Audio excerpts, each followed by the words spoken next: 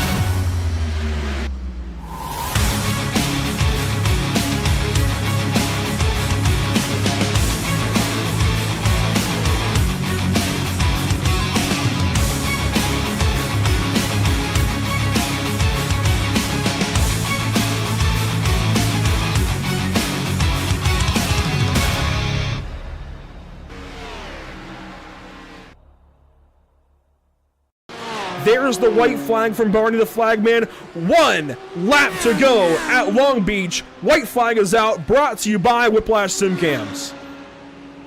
Yeah, can really hold him off. He looked like he's started to gap Cantonio just ever so slightly. Got about half of a second. It's been hovering right around there. Oh, Cantonio really pushing. He's sideways out of turn number 1. But Rayleigh just keeping that car pointed in the right direction. Nice and smooth, able to keep it going. It's going to be tough. Antonio knows that there's not very many chances, even if he can get close enough to him to make a move. So we'll see as they come through 6 and 7, head toward turn 8 onto the backstretch. Deeper in the field, nothing changing. Lap traffic ahead. It's Kevin Peak and Bradley Alvis right in front of our race leaders down East Seaside Way. And to turn number 9 for the final time. Lap traffic in the way, and Rayleigh goes for it on Peak. He sends it into turn 9. He knows he can't wait. He knows he can't give an opportunity to Kevin Cantonio. Cantonio's going to take it anyway. Ships it into the hairpin, and Rayleigh's going to get away. Thomas Rayleigh is going to be a race winner in the North American Racing League. A last lap bump and run wasn't enough. This man wins at Long Beach. Wow, what a finish coming through that hairpin. I thought they were all going to wad it up. We had lap traffic in there, staying in there.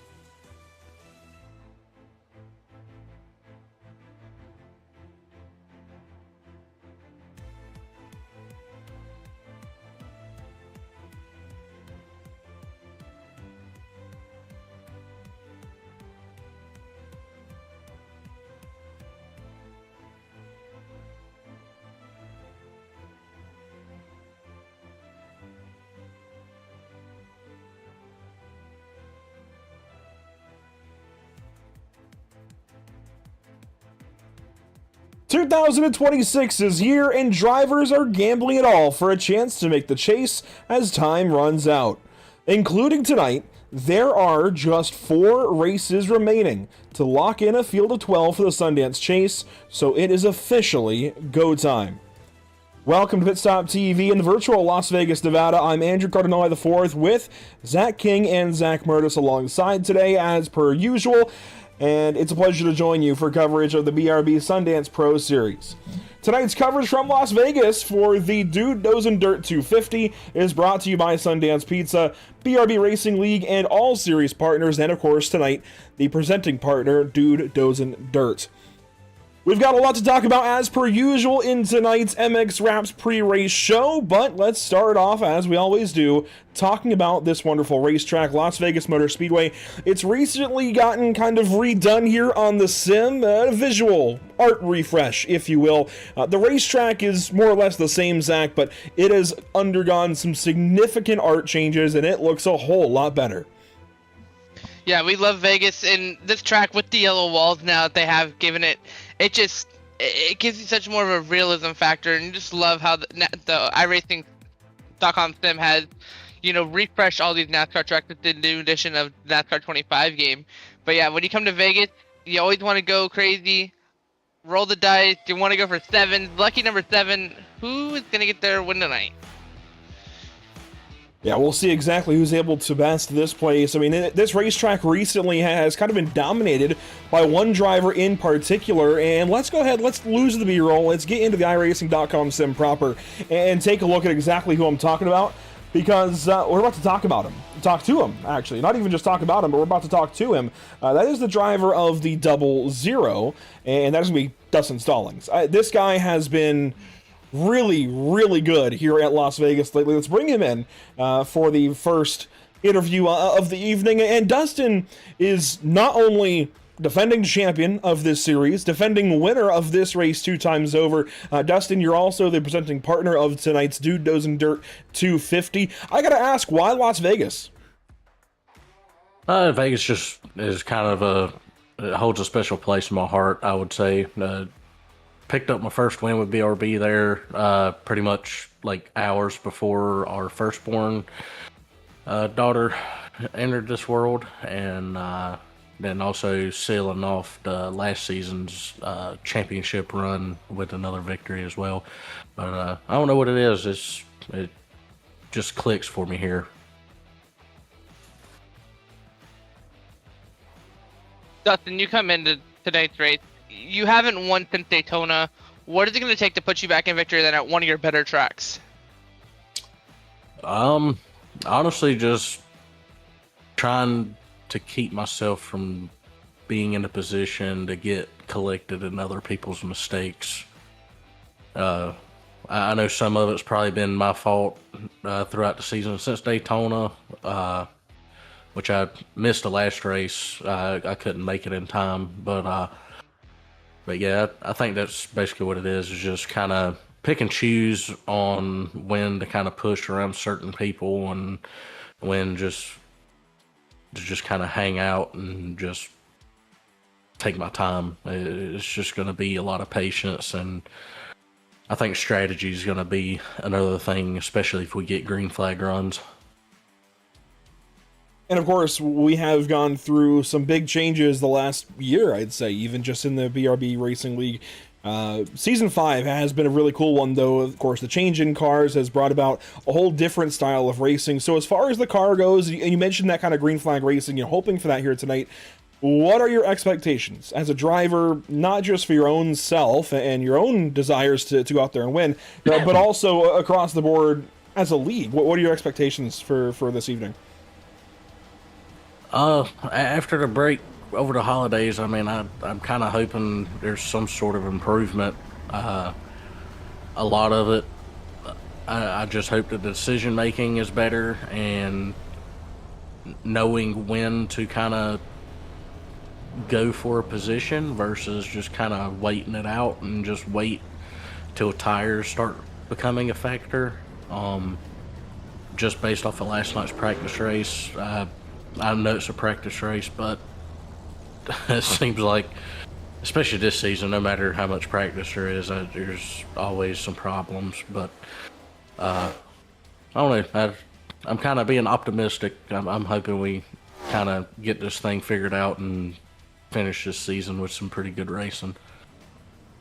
I'm definitely excited to get the night going. Best of luck. I know this season has been a weird one for you. A lot of bad luck, a lot of good racetracks that you are typically good at. So hopefully tonight goes your way. I will knock on wood for you really quick. Best of luck in Card Double Lot, and hopefully we're talking to you later. All right, I appreciate it, buddy. That's Dustin Stallings this evening in his Caterpillar safety vest number 00. I gotta say, it's cool. The concept is really, really cool what they've done here over MX Wraps for this paint scheme. It is really, really cool. It's bright. It's hard to miss. That's one thing, Zach. But the next driver we're going to talk to is winless for much longer than just Daytona earlier this season. That is going to be since all the way back at Michigan of season number 4 last season. So back in May of 2025, since Richard Wolsifer has won. And before we get to talking to him, I have to wonder, as I look for the right graphic, here we go, I believe it's, yes, this one. I wonder how much of it is the car, Zach, because he has gotten more competitive. I got to say, to his credit, he's got 4 straight top 10s. Those are his only 4 top 10s here in season number 5, but 4 straight top 10s coming into this race to end off the calendar year in 2025. He has clearly picked up in this car, but I wonder if there's something with this car specifically holding him back, or if maybe tonight could be the night for a breakthrough for Richard Wolsifer. We'll talk to him in a moment, but I want to hear your side on that. You know, this car, we've been talking about it all season long, literally since last season, even when we were back here at Las Vegas in season 4, knowing we'd be moving to the ARCA car. There are just so many differences. Yeah, there's so many differences with these cars, and what's the cool thing about Richard's story is when the change was announced that we were possibly switching cars, he was one of the admins that were really not happy with it, because it seemed like he had found something with the next gen car, and he was able to start fighting harder and harder in the next gen, and that's when he got his win at Michigan, and all of a sudden it was like he had like propelled himself, but now he's got to relearn the car again. He's back with the ARCA car.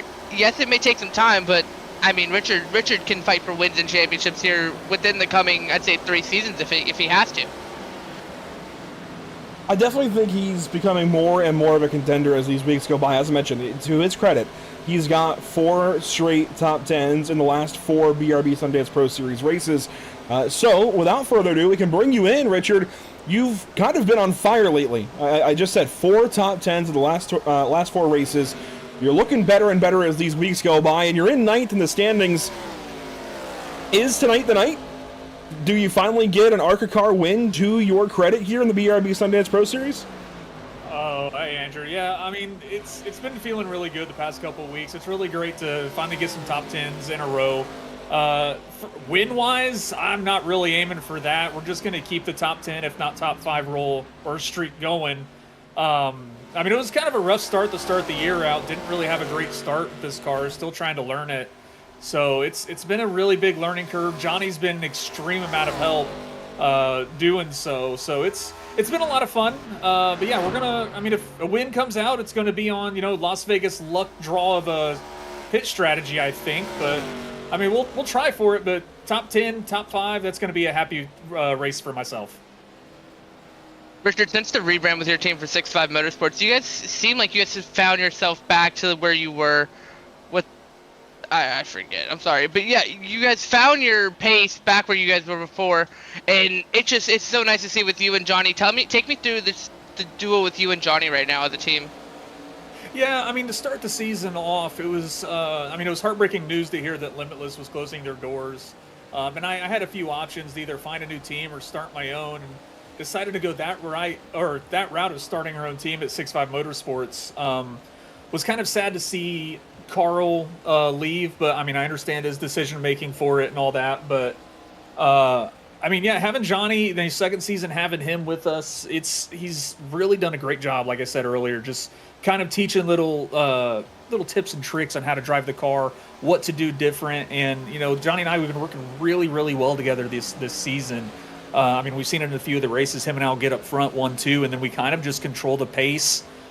We do a lot of using the air to kind of be able to control the front. So him and I, we've been doing a really good job together. We aim to keep doing that the rest of the season, and hopefully have a better look the rest of the season, maybe finish 1-2 at one race. 25 races it's been since you've been to Victory Lane, Michigan, Season 4. A lot of tracks come and go. The car has come and gone. We're getting closer to the chase. I know you say you're not necessarily worried about a win tonight, but what is the next track then that is on the schedule that you feel like you can go out there and truly run for a win and open the night going for position number 1? Oh man, I mean, that's a very good question. I really don't know. The wins, I mean, it's really been just decent strategy calls for the wins that I have had. I mean, my first league win was at Eldora many seasons ago at a dirt track, and it was just kind of one of those tracks and just kind of style of racing that I was just really used to. So when we went to it, I was really the only driver that had raced on dirt quite a bit at the time. So, I mean, the next race was just a caution-filled race. Michigan really wasn't. And, I mean, we came from last place to first to win that race. So, I mean, it's really been kind of all over the place of what tracks I can win at. I mean, if anything, I'd have to say Atlanta and, honestly, Michigan coming up is probably going to be the next ones that I have a decent amount of chance to take victory lane from. So it'd be nice to go back to Michigan and get another win there. It's one of my favorite tracks to race here on the service, and I mean, Carl and I, when we raced together, we fell short one race because of a late caution that him and I had control of the race for. So it was nice to go there and win that race for us. But I'm looking forward to Michigan at the later part of this season. I'm glad you mentioned in that Michigan race you won last season, you started last. I'm not saying you should bottom qualifying, but the numbers might suggest that you could do it again. But hey, best of luck, Richard. We're watching for car 56. I like the nod there to Greg on the roof of the car. Best of luck. All right, thanks, guys. Richard Wolsifer going for maybe not a win this evening, but at least some points to add to his total to keep himself in chase contention. Somebody who I don't think is really all that worried about the chase, unfortunately, this season is going to be Caden Perkins and our third driver on our pre-race guest list. And driver 19 has now made 19 starts in the BRB Cup Series and now Pro Series. And Caden, as you open up for start number 20 tonight, your best finish is 6th. How can we improve that tonight? How can we make that 5th or better here at Las Vegas this evening? Honestly, I don't really know. I have been very confident on my pace these last few weeks, especially like right before the break. But I think tonight is going to be a lot of my execution and staying out of my own way. I've really had a lot of sour luck these last few weeks, so I look to hopefully turn it around tonight. So, Caden, you are always up there for game of the week when we get to picking later on in the show. Take me through why you create all these games and how you can pull them out so fast. Honestly, that's not a me question. That's a brain question, and my brain isn't really here right now. It's more of locked in race mode. But the scheme this week, if you don't know, is inspired by the scheme that Greg Biffle ran in 2015 at Kansas, I believe. And that SpongeBob race, I forget what the actual name of it was. It was pretty silly, but it was a SpongeBob SquarePants 400. I thought so, but I didn't want to be wrong. But anyways, it is a really good one. When do we see a snow version of the Ryan Hall y'all now, but the Storm Seeker car? Hopefully the next couple weeks. I have like one more special scheme planned, and then for the rest of their on out, it's mostly Stormseeker. So looking forward to it. And of course, you've been kind of part-time. You had 12 starts back in Season 4, so missed 6 races. You've missed a few here this season. I mean, let's see, 7 more out of 9. So you've only missed 2, I think, this season. You're getting a little more full-time. You're getting better, I think, with the rest of Accelerated, contending a lot more.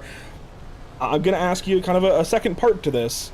What's it going to take, not necessarily to, just best that overall, or I guess best finish, but what's it going to take to be more consistent, I guess, and start to work towards the power rankings, for example? I know the chase is kind of out of the question for this season, but there's still a lot to work towards, I think, as we prep for Season 6. Yeah, that's a really good question. This more coincides with the first question you asked me. It's kind of what I would say as I haven't had the best luck this season. I mean, I have been really consistent with my starting speed, but I get in a lot of wrecks towards the end because of my own aggression or my own problems or everybody else's problems. So as long as I can stay out of my own way, then hopefully I can change that. I hope the win comes tonight. I think it can. I was quick last night. I was quick in practice and qualifying, so I'm looking forward to it. And I actually have one more question for you. I'm going to ad-lib a little bit here. You are running one of the most involved Greg Biffle tribute paint schemes this evening, and we'll talk about Greg in a moment, but obviously he meant a lot to a lot of different people in the NASCAR world.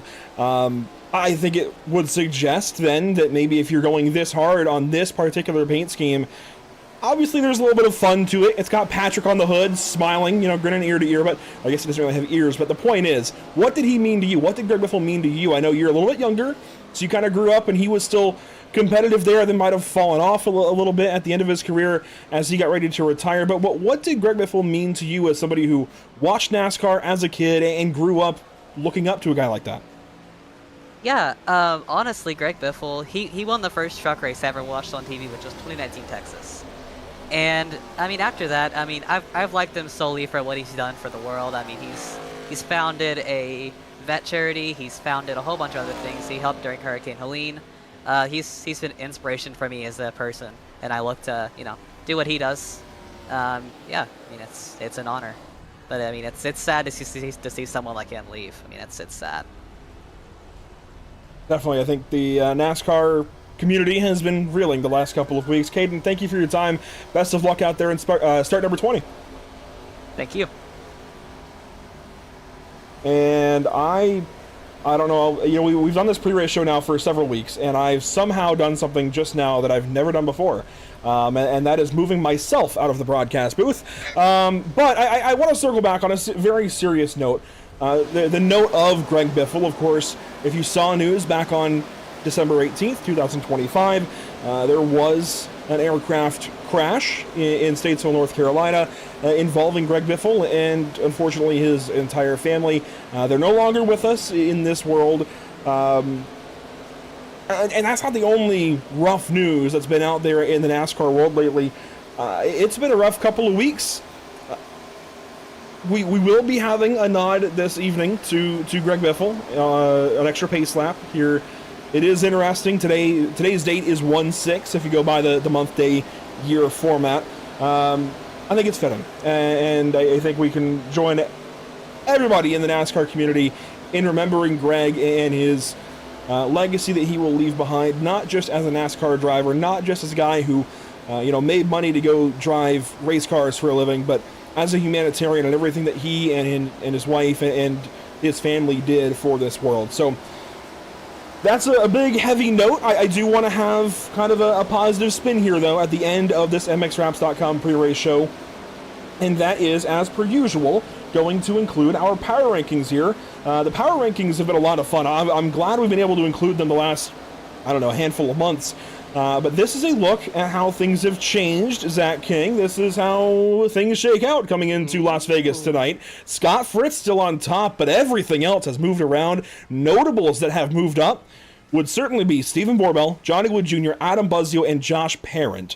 Then you have a handful of guys who have dropped, being Dustin Stallings, Brendan Maddox, even Carl Pooler, and Richard Wolsifer, and Kyle Klenk just gets into the top 10. So things have moved around a lot, and when you look at this compared to the speed charts currently, look who's right up at the top. Stallings, Maddox, Parent, Fritz, Buzzio, and Klenk at the top 10. So there is some fluidity, I guess. There's some guys that aren't in the top 10 right now in practice, and plenty that are from this Power Rankings top 10. It's going to be interesting to see how this changes getting closer to the chase.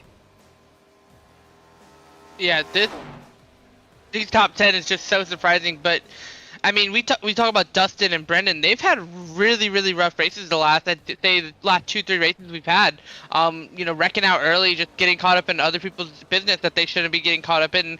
I mean, as Dustin, he's the last year's champion. He's the reigning champion. He shouldn't be getting caught up in all these wrecks we've been having. And Brendan Maddox been getting caught up in some damage too. He's been runner-up a few times.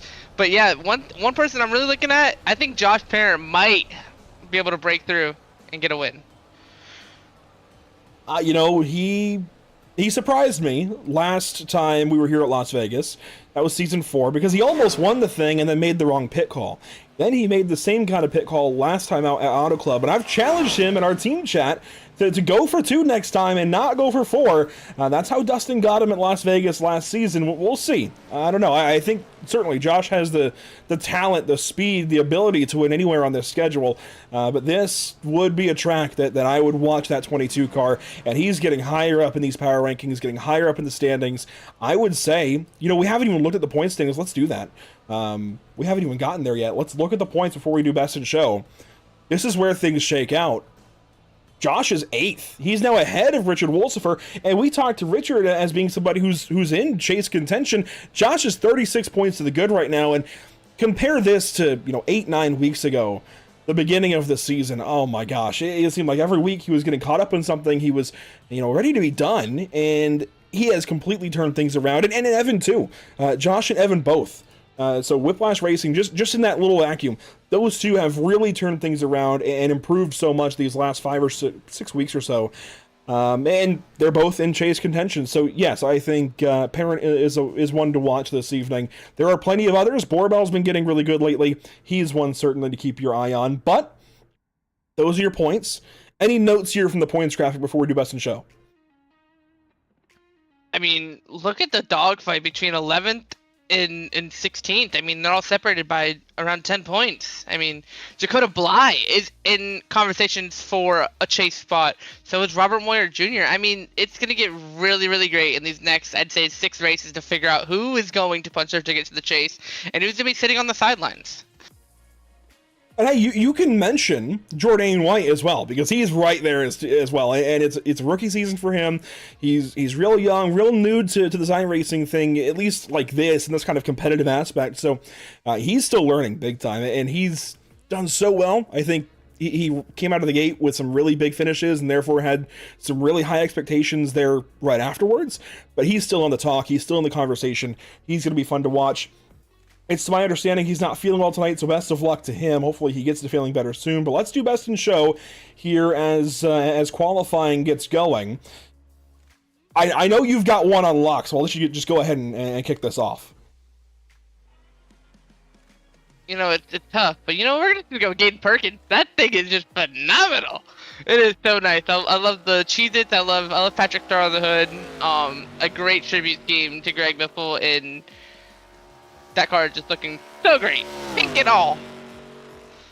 It is a really good looking paint scheme. So Gaten Perkins definitely has to be on there. I'm going to go for the guy who just, well, initially went to pole position, Brennan Maddox. He has kind of refreshed his paint scheme here in the BRB Sundance Pro Series, and I like it. I'm going to nominate it.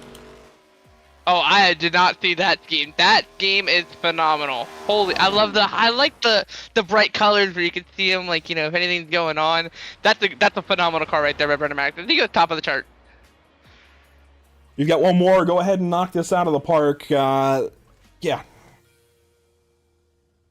You know, there's some really good schemes, but I gotta go with Josh Parent here. I love another Greg Biffle inspired car. It looks like the 3M car they ran for such a long time with the Gen 6. So it fits really well. Love it. And yeah, I love all these Greg Biffle throwbacks tonight. It's amazing to see. I have one other in mind. I know who I kind of want to go for, as Josh Parent's going to tap the wall, and his run will be done. He's going to start towards the back. This is not good for Josh. He is down in the 14th spot and dropping. You can tell he's frustrated with that. But moving on, I want to see a couple of cars out there that I haven't looked at yet, maybe. That's not much of a change, or any change really, for William Maple. Cameron Carden has got his typical Virginia Tech paint scheme out. Jourdain's looks good. I do like what's happening there for Jourdain White.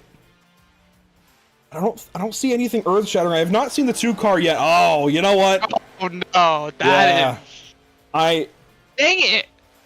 I got to do it. You beat Stephen me to all Borbell. of them, bro. Stephen Borbell has got to be on there. That is a beautiful Greg Biffle post-it throwback, and boy, I know we're going heavy on the Greg Biffle paint schemes this evening in memory of a fantastic humanitarian and race car driver, but this might take the cake. Caden versus Steven, I think, would be a really cool runoff vote if it does tie. This is really, really good. But enough about Best in Show. We've got qualifying happening. And this is where I can go ahead and welcome in Zach Murtis. We can all talk here for a second, all three of us for a moment. Zach, we've been watching qualifying get going. You've been kind of in the background, and who is, well, I guess that answers the question of who's kind of piquing our interest, the 00 to the top of the board. Well, I was definitely looking at the top 3 overall in practice. That was Josh Parent, Dustin Stallings, Brendan Maddox, and, you know, I saw the same thing that you guys did. Joshua Parent having a horrendous qualifying effort. That's probably one of the worst ones we've seen out of him this season so far. While Maddox and Stallings are definitely having career nights in terms of qualifying. They've been able to show up, show out, and go to the top of the board. Even Zach Maddox is up there starting towards the front of the field. We have not seen him really show up and show out in qualifying. So this is definitely a very weird change of pace coming off of practice. I think we're going to be in for a topsy-turvy night, but if there's any place to roll the dice, it's Vegas, baby. I like it. Real quick, we'll touch up on one more note here with you, Zach King.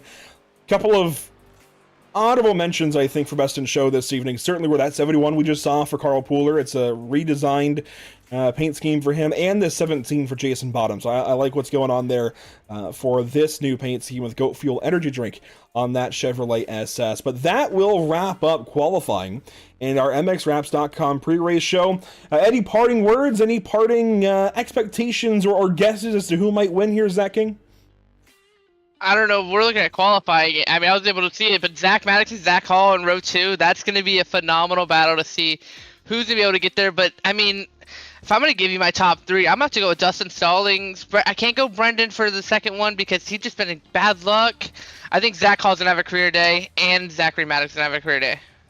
Remember, Zach Hall is fresh off a win at Auto Club. We'll see if he can go back-to-back here. Zach King, thank you for your portion of today's broadcast, and that will conclude today's MXWraps.com pre-race show. I do want to take a look really quick at the weather conditions for us this evening, brought to you this year by MXWraps.com. 86.4 degrees in the air, 111 on track. It's a little bit toasty. The date is set in May, I believe. Let's double check that. Yeah, May 15th. I feel like we could have gone for January, but it's going to be hot and slick out there. It's going to go definitely the way of sliding around by probably lap 10 for these drivers. So it's going to be a little tough for these guys to find grip, but without further ado, Zach, let's go ahead and meet our ATVO starting grid this evening for the Dude Dozin' Dirt 250. On pole, Dustin Stallings, car 00. It's his race. He's on pole. Let's see if he can win this thing. 165 laps are coming up for him. Brendan Maddox will start from the outside of row number 1. Their teammate and Brendan's twin brother, Zachary Maddox, will start from 3rd. Zachary Hull, though, will start from 4th, fresh off that win at California a few weeks ago. Back in 5th, Scott Fritz in the number 48, and that really good-looking post-it throwback for the Greg Biffle paint scheme edition of Stephen Borbell. That will be position number 6 for car number 2. Back in row 4, Caden Perkins, Adam Buzzio, and to complete your top 10, how about Gray Walker and Christian Barnes? Rolling outside the top 10, you'll find Coulter Clark in the 54 with Kyle Klenk to his outside, fresh inside the top 10 in the power rankings. Let's see if he can't get a little bit higher up in the standings. Rolling right behind them, though, in row number 7, you're going to have Carl Pooler and Richard Wolstifer side by side. That's 71 and 56. Both of those drivers definitely very good to watch on mile-and-a-half tracks. Cameron Carden rolling off in the 15th position with Jason Bottoms to his outside, and then 17th on the starting grid. Right behind these two, you'll find Cole Lewis and Evan Patinko, and then rounding out your top 20, row number 10, William Maple Jr. to the inside, and then Anthony Teseo to the outside, starting in the 20th position. Your back 7 look like this. Dan Stockaro, Dakota Bly in row 11, then Josh Parent and Tim Henderson in row 12. Row 13 gives us Jordan White and Sam Dyer, and it's back finally to Robert Moyer Jr. at the back of the field this evening playing caboose. Quickly, we have your Whiplash SimCam's race details dialed up. Here they are. 165 laps this evening, as mentioned. A typical 247.5 mile speedway race here for the BRB Sundance Pro Series. We do have that 2-hour time limit. Hopefully we don't need it this evening. The stage the short stage tonight. Stage 1 will complete at the end of lap 50. We will have 4 change sets in the pit lane and 70% fuel under these cars, or in these cars, however you want to look at it, with fixed setups, 3 green-white checkers, and no fast fix as per usual. As we mentioned a little bit ago, we are taking a lap of relative silence here for the second pace lap this evening at Las Vegas Motor Speedway. Greg Biffle meant a lot to everybody in the NASCAR racing space, and for that reason, with him recently leaving us here in this world back on December 18th, we're going to go silent here for a moment until we go green.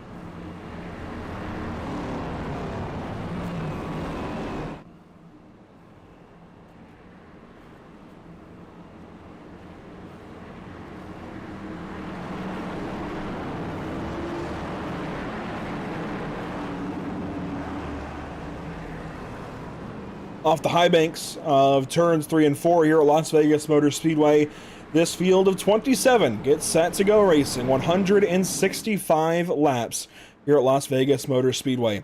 Into the restart zone. Here we go. Dustin Stallings to kick off. The dude dozing dirt. 250. Green flag in Sin City.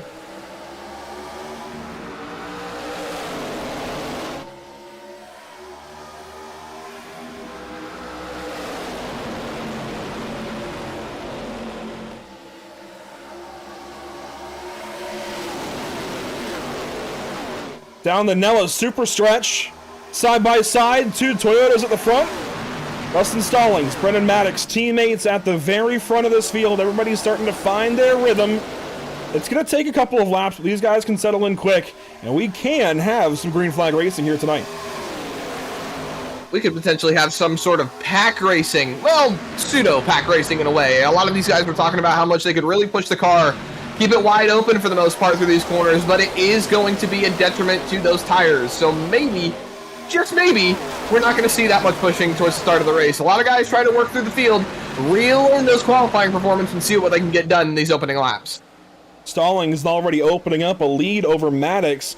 And yeah, we could see some big runs, big runs in the draft here tonight.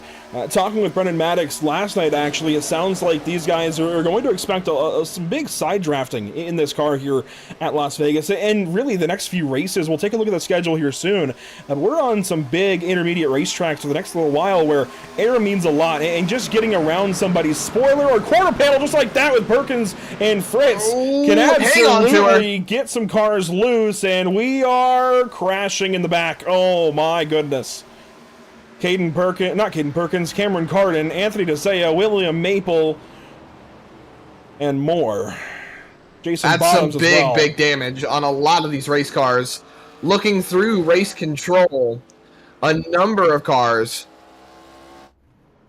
Anthony DeSeo, Jason Bottoms, William Maple Jr., Cameron Carden, Dan Stoccaro, Tim Henderson, all with major damage. It seemed like it all stemmed from that contact between Caden Perkins and Scott Fritz. So Perkins, that kind of Patrick the Starfish, I guess, but Patrick Star, there we go.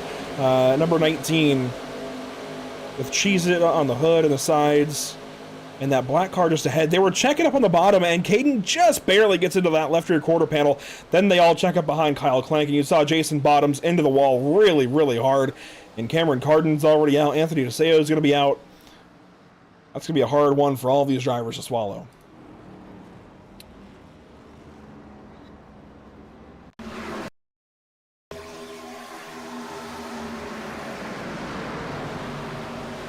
They just get checking up. Bottoms. Oh my gosh. Dan Stoccaro. Tim Henderson. Ooh. Yeah, boy. I have my first nomination for the Murtis Esports Mega Miss moment. Look at Joshua Parent. How close he was to getting right hooked in that incident. We'll take a look at the 22 car here in just a moment. One more overhead look. Watch the metallic red 25 just get slammed in the wall. And this reminds me actually of Daytona this season, where Magnus Anderson just caught his left front on somebody's right rear, and it completely broke the car. This is very similar for Jason Bottoms, where he just barely gets into somebody's right rear quarter panel. Here's the onboard for him, and he's along for the ride. He loses all steering at this point, and he can't see through that 31. They stack up. It's all on from there.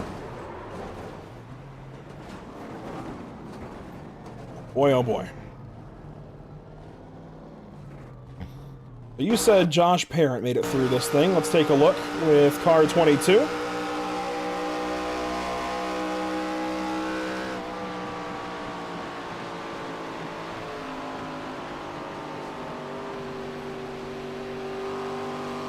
Doesn't look all that great from the front, right? Normal miss. Take a look at that right rear, though. He nearly got by the 21 here. Let's take a look back here from the overhead. He's got Tim Henderson right behind, William Maple just ahead, Dan Stoccaro there as well. I mean, those guys were all in this. And, oh boy, yeah, that was very close. That actually might be a better view from Henderson's perspective. Then we'll come back to live picture as we are approaching the restart. But here it is for our first BRB Murtis Mega Miss.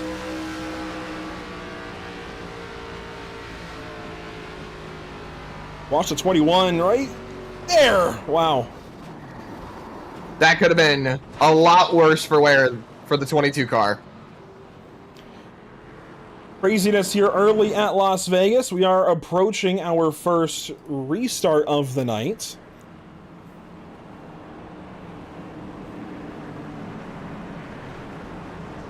And we're going to get this race back going. Several cars, though, in the pit lane, likely done. William Maple stuck here in the pits, already a lap down. Dan Stoccaro as well. He had a special paint scheme, too, which really sucks to see him out this early. Cameron Carden, oh my gosh, all beat up. And Jason Bottoms in that category as well. But here we go. Off of turn number 4 and down to the restart zone from the drones here at Las Vegas.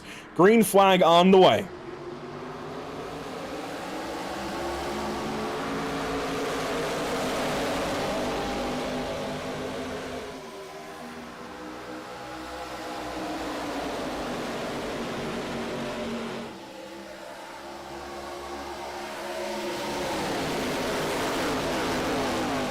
Some really cool sight lines from these drone cameras at Las Vegas. Really shows you just how fast these cars are going on these high banks. This is a fast racetrack for these cars. You know, I was recently reminiscing on the fact that I'm looking at 10 years of iRacing membership this year, here in 2026. Some of my earliest memories here at Las Vegas, specifically on the sim, are in the old ARCA cars some 10 years ago. Boy, how things have changed, but even then, this is a fast racetrack for these cars. They really get to move it around this place. Look at Jordan White, Christian Barnes, Richard Wolsifer. They almost got into it. Lead change. Straight over 3 wide. Lead change. Stephen Borbell to the point. Down in turns 3 and 4, getting around the 0-0 of Dustin Stallings. So already one of the Greg Biffle cars to the front, and that's going to bring Adam Buzzio along with. He's up to 3rd. Already Next Level is on the move. He's now 2nd. There's so much moving around going on in this field right now. You can see the separation between the 2, the 5, and the 0-0. There you see Zach Hall taking a little bit of a look through the middle line. He's taking a big late apex here, but look at the 3 wide behind him. Barnes up top. Maddox in the middle. The 42 or 48 of Fritz has moved on by. He's gotten clear of both, but a 3 wide mix still going on. Wolfifer to the inside. Now you've got Coulter Clark looking topside. Caden Perkins, Gray Walker coming into the mix. Everything's just changing hands completely. Maddox had to check up there into turn 1. Nearly got in the left rear of Christian Barnes. Thankfully, he chose to lift and let Barnes live to see the corner. But there goes Coulter Clark on the outside. I mean, it is feast or famine. You're either moving forward or moving back very quickly. Ooh. Did you see Wolsifer there on the front straightaway dip his left side tires below the white line and get loose a little bit? That sacrificed a little bit of his run going down into turn number 1. It is not at all uncommon to see that here on this kind of racetrack. Kansas also comes to mind, even Atlanta, Texas, where you can absolutely clip the grass, try to get the lowest line possible through the quad oval, or tri-oval in this case. And these guys are trying to get as aggressive as possible on that front stretch. Not so much that time. Everybody stayed up on the banking there. You can see 3 wide, Coulter Clark on the outside. He just got loose. Up the racetrack now as Stallings falls back out of the top 5.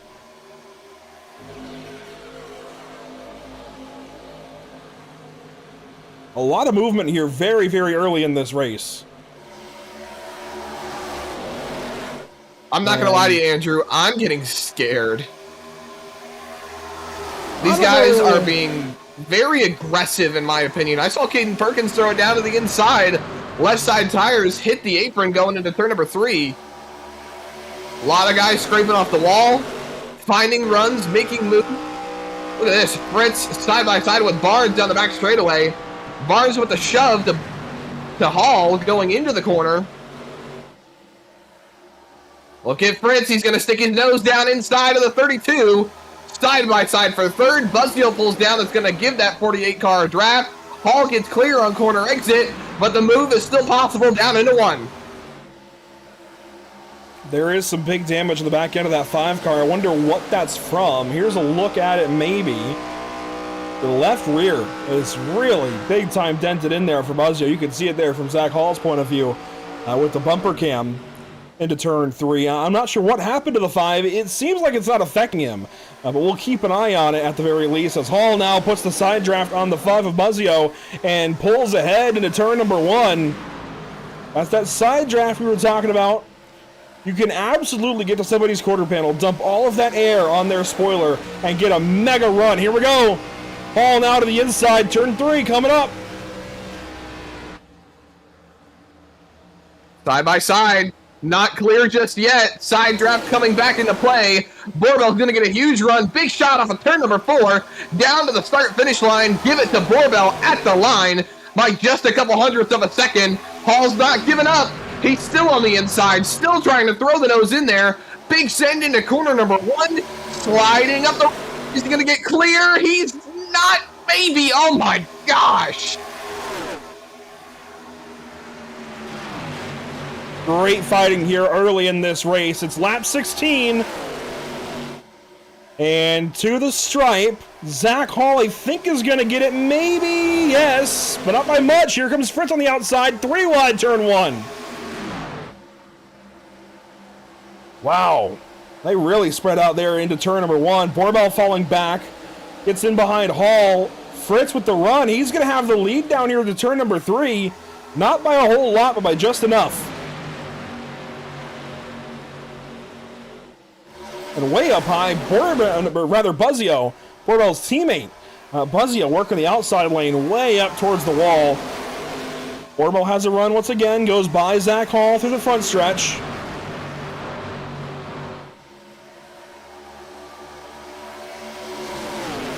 This is definitely a much more competitive Las Vegas Motor Speedway than with the next-gen car. I think this has definitely opened this racetrack up to a lot more big runs. We'll see if it's for better or worse as the day goes on. But at the moment, I would definitely say this racetrack has gotten more competitive with this race car versus the NASCAR Cup car that is currently in use with other leagues and such, and was previously in use here back through seasons 1 and 4. We are still starting to string out, though. We are getting a single file here slowly but surely as this run goes on. They widen out in the corners, but then on the straightaways, it's back to mostly single file. We're getting into a bit more of a dynamic track state because we're seeing more drivers deciding that they want to use that higher line right now. Mainly Fritz. He leads them into the corner and stays up on the high line. Borbell enters just a little bit lower, keeps some clean air on that nose so that way the car can rotate. Little switch up from Fritz in turns 1 and 2 that time by.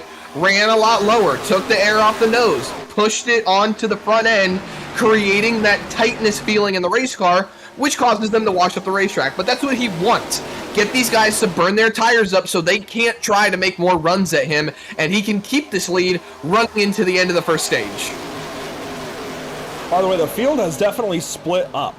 You look at this front group, it's going to run from Scott Fritz up here in first, back through, let's see, 16th place Evan Patinko. He's off of turn number 2 now. Then there's a 4-second gap back to Jordan White, and I'm not really sure why, but White is back here with Dakota Bly and Robert Moyer Jr. as well as Cole Lewis. These guys are kind of in their own category right now, and I mean, the 83 car looks okay, the 8 looks okay, the 16 looks fine. I don't really know why they're this far back, but they're on their own back here.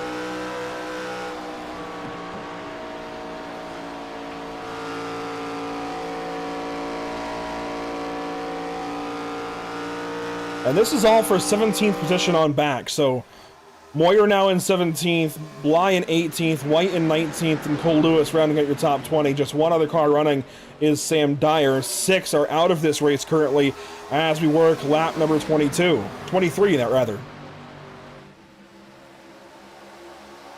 Paul Martin now in the YouTube chat saying these guys have him on the edge of his seat. I couldn't agree more. And this is really early in the race. Right there with them. I get it though. Of course, we do have that stage. Remember, lap 50 will end stage number 1. These guys are going for points, and Fritz was just way loose off the corner. Still side by side for the race lead. Borbell with no help on the bottom. Wolstifer really just sticking up on that top line. He's been very committed to staying and sticking that car up top. Look at Fritz's hands. Look at how much that car is wiggling. He's burning up that right rear. Watch his hands here in 3 and 4. He's going to go to the bottom now, as opposed to the top side of the racetrack that he's been using. And still, before he's even off the corner, that wheel's coming back to the right, correcting the steering and trying to keep it straight off the corner. 3 wide now for second. Borbell, Wolstifer, and Hall. As this run goes on, this actually might get harder and harder to manage. I think typically cold tires are where these guys need to be careful, but today with the hotter racetrack, I think warm tires might be a little more treacherous. Wow, Hall put the right rear on the fence there for a second. They're getting spaced out in this run too, especially with them being 3 wide. It's hard to say they're getting spaced out when they're 3 wide, but they were pretty far apart coming up corner number 4. Going into 1, Barnes runs a little higher.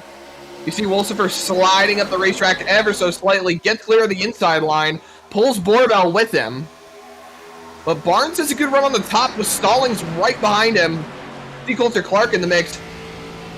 But Fritz has just fully committed to the top line now. He is right up against the wall, rim riding.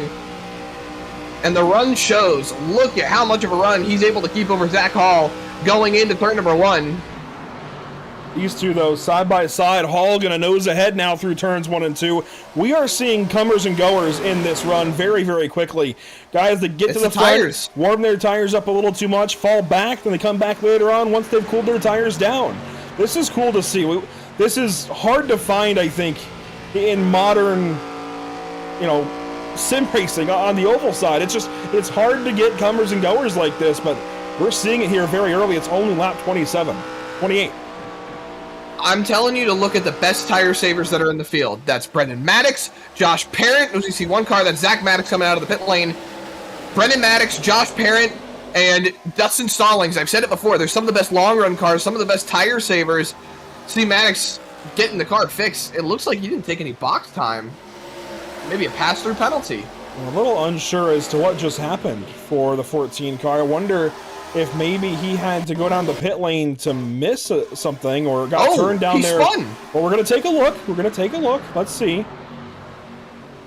Replay coming for the 14. Got loose and Clank missed him, actually. No. Wow. Yeah. Slides right into the pit lane. Huh. I wonder, did he get a speeding penalty? No. I'm not seeing any black flags. Just riding behind the 22 and 23. Gets back to power. You can hear it. Gets back to power and it immediately pivots around. Did a good job though of stopping that car, not hitting the wall at all, and making sure he skidded to a halt. Zach Hall has taken off these last couple of laps, this time by the flag stand. 20 laps to go in stage number 1. The battle is on now for second. And that is between Fritz, Borbell, and Stallings. Surprise, surprise, Stallings still has this place figured out. He has come back up to this fight. He was just sitting back and saving his stuff.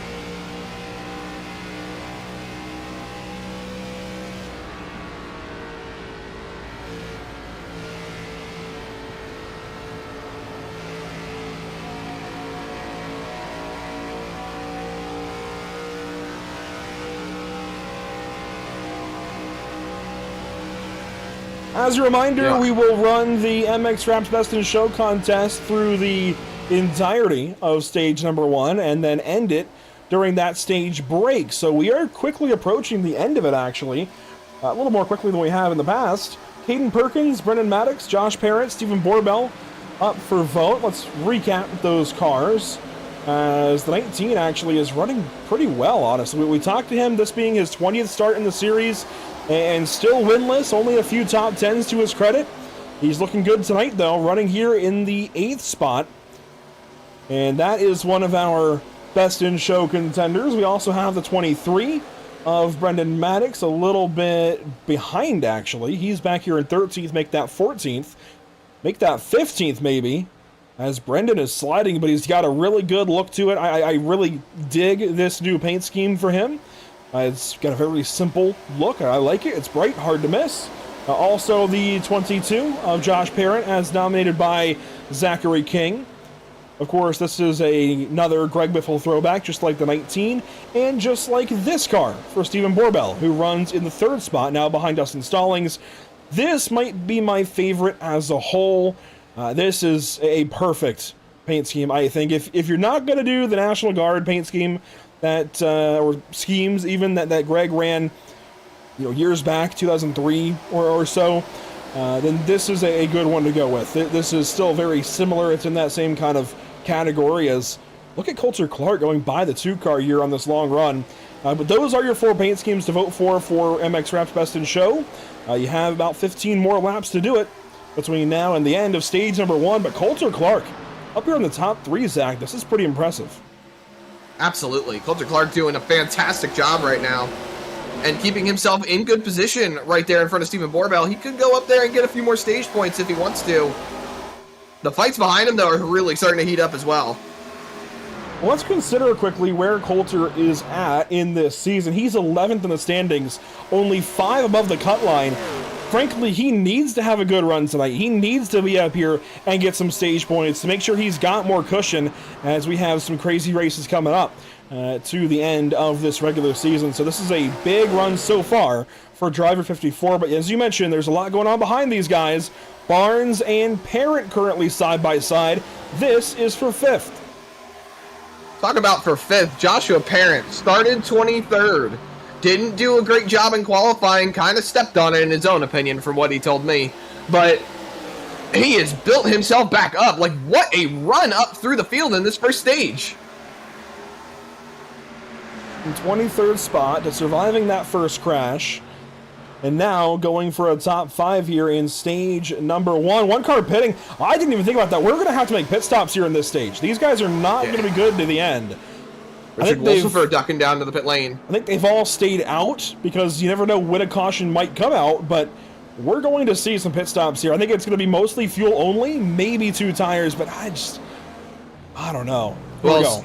Scott Fritz has already taken it to the pit lane as Wolsifer Fritz missed his box. Made it in. No, Wolsifer missed his box big time. Yeah, he completely missed his box. Fritz, though, is back on the racetrack. He's been out there for 3 laps now after pitting.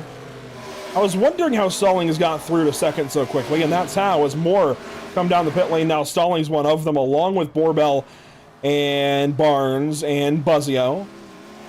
So a handful of Fords and a Toyota come in this lap, and many more are due as Coulter Clark leads here at Las Vegas for just a moment.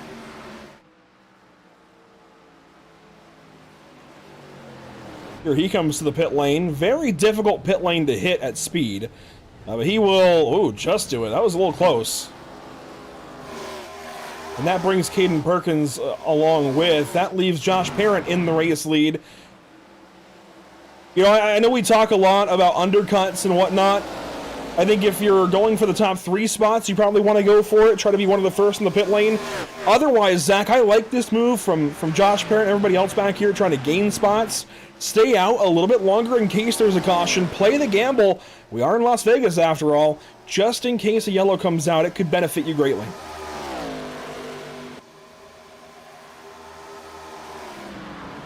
You know, my consensus has always been run long, expect the caution, see what might happen, but you can't always play the strategy that way, especially when we're settling into a long run. We see Carl Pooler into the box, Gray Walker, Brendan Maddox. You got to think, with everyone now bringing it on down into the pit lane and Joshua Parent still staying on the racetrack, how does this affect guys like Richard Wolsifer, who really missed his box, is further down the running order, still a lap down, but is there potential that he could remain a lap down due to the extended time it took him to be there? So he's fallen back to... Oh man, he's back 19th. in 19th right now, just ahead of Cole Lewis and Zach Maddox as far as drivers still running. He's behind Caden Perkins, who also seems to have had maybe a long stop or something. He also fell back a good bit. Time will tell, I think, for the 56 car, as Josh Parent is still on the racetrack. Not anymore. He is calling out, coming on in this time. I'd imagine the last 4 on the track will probably come in this time, maybe next time. Those are Parent, Patinko, Dyer, and Bly. Parent and Patinko are much further forward in the race right now. Dyer and Bly a little further back. But let's see, here it is for Parent into the pit lane. Patinko keeps going one more lap. Parent gets it down right to 50 miles an hour. Solid entry from the 22. That leaves Evan Patinko. And then rolling through green flag pit stops. Sometimes it happens, sometimes it doesn't. Robert Moyer Jr. has got a black flag. More than likely for speeding in the pit lane or potentially just an unsafe exit or unsafe entry. But he has definitely got a black flag at the moment. It is a solid black flag, so he's going to have to deal with it as Evan Patinko is going to bring his car down to the pit lane. Patinko pits, and Zach Hall is going to cycle out to be the race leader at the end of this. He is well ahead of Stephen Borbell and everybody else. It is 32, 2, and 00 your top 3. Fritz and Klenk actually are the next fight. This is going to be for about 4th spot. And they're going to cycle out somewhere near, as Fritz gets loose, somewhere near Parent. Yeah, there's Parent, right in the middle of the racetrack. Watch out. Oh, my goodness. And The late Coulter stop Clark. is really... Coulter Oh, Clark my went right goodness. on by. He's setting sail. He's gone. He took The late tires. stop hurt Josh. So here's the thing, Zach. I mentioned we might see some guys not take tires and just go for fuel. Coulter Clark did take tires. Nobody else up front did. Or if they... How is... Nobody else oh, up front man. took tires at all. So Okay. Clark is sailing. He's 4th. He's only 2 seconds back of Zach Hall. 5.5 laps. I think he can get there. I think he can definitely get there. I'm trying to do math now. So, with the amount of tire sets that they are allotted, the fact that Clark is taking tires now, he could either, 1, flip the stage and hang on to those tires going into the next stage, remainder of the race, Watch this. or pit, still take tires, keep the track position, but that's going to be a hindrance to his strategy. This, I don't know. I think this is a really good move from Coulter Clark. Oh, wow. A little bit of a door there. Checking down the straightaway. Clark gets by Stallings, gets by Borbell, and Coulter is off to the races. We could have a Coulter Clark stage win interview here in a couple laps. I mean, Oh, man. realistically, though, Andrew, per to your point, the call works. Clark is 5 points above the cut line right now. 5 points. He needs this. And then Patinko is his closest competition. Robert Moyer Jr., 3 points out. This, not to mention, Carl Pooler is right in front of him, about 12 points up on him. So, switch it up. Do something different. Find what works. See what you can do to make gains for yourself. And now Coulter Clark is rolling up on the back bumper of Zach Hall. I've been We're saying... going to have a stage winner. I've been saying since season 2, these guys need to prioritize stage points. Coulter Clark has done so here tonight, sacrificing the set here early. Green flag look to the race. He sails on by Zach Hall like he's standing still, and Coulter Clark is just 3 miles from winning stage number 1 here in the Dude Dozen Dirt 250. Stealing the show here in this opening stage. That is absolutely one of the best strategy calls we've seen in any BRB race in a while.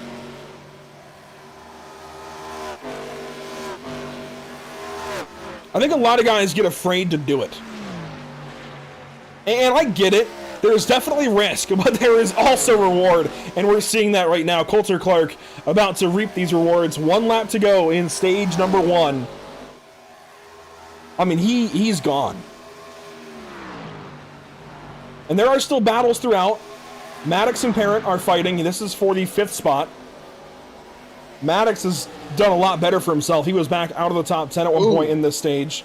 He has fought back. There was one driver that took 2 tires. That was Wolsifer. He's only gained up to 9th. And those tires might have actually saved him, considering how badly he missed the box. But here we go. Coulter Clark has just won a BRB Sundance Pro Series stage, and it comes at Las Vegas Motor Speedway. Wow, I did not see that coming at all. That is really, really cool. Coulter Clark takes the stage win. Zach Hall, Dustin Stallings, Borbell, Maddox, Parent, Clank, Patinko, Wolsifer, and Fritz hangs on for stage points. That was definitely the interesting point for me throughout the stage. Fritz was leading early on, ended up falling way back down to 10th. That could have been a far worse stage than it was, but at least he got himself some stage points.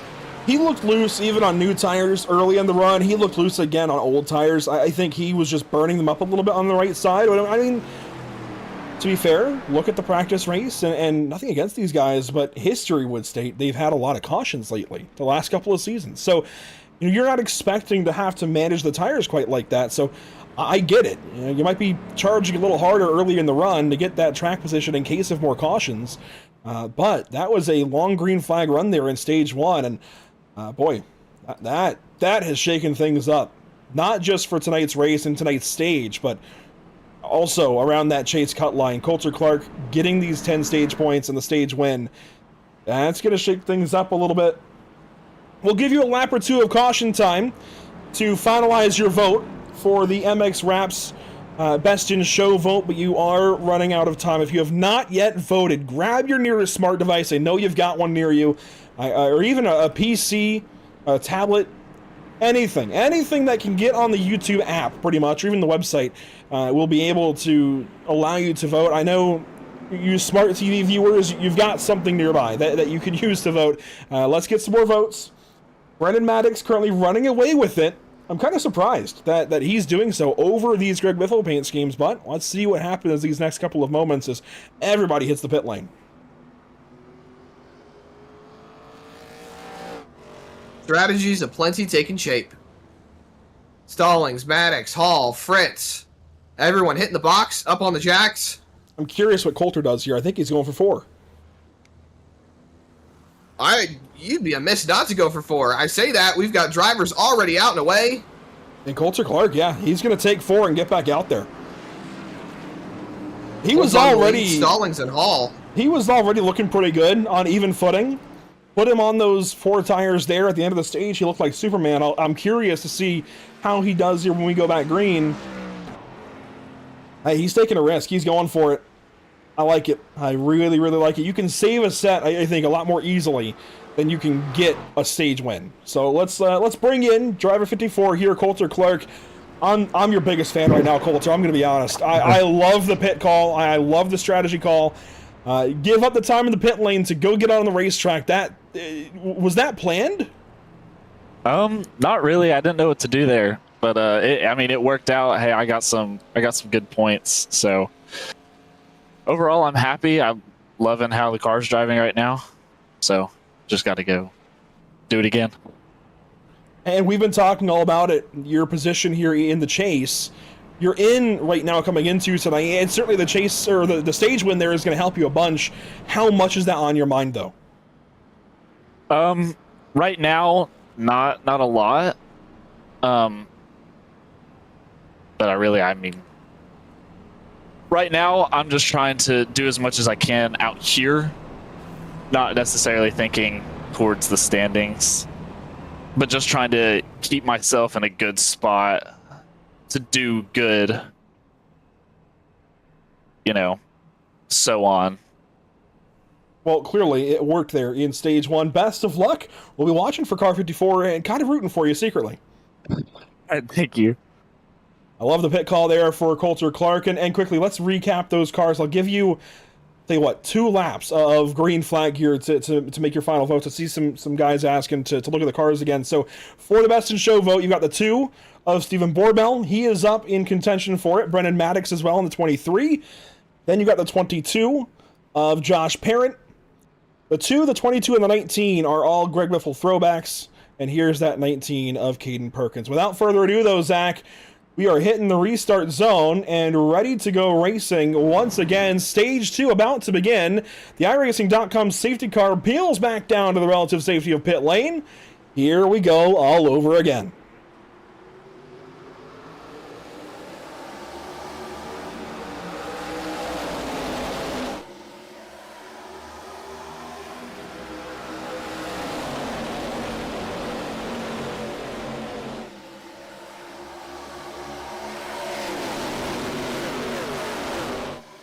Down the Nellis, what do they call it? Nellis straightaway, Nellis super stretch? I forget. It's got a nickname. Super stretch. You have to super stretch. Well, regardless, into turn 3, now 4, off the corner.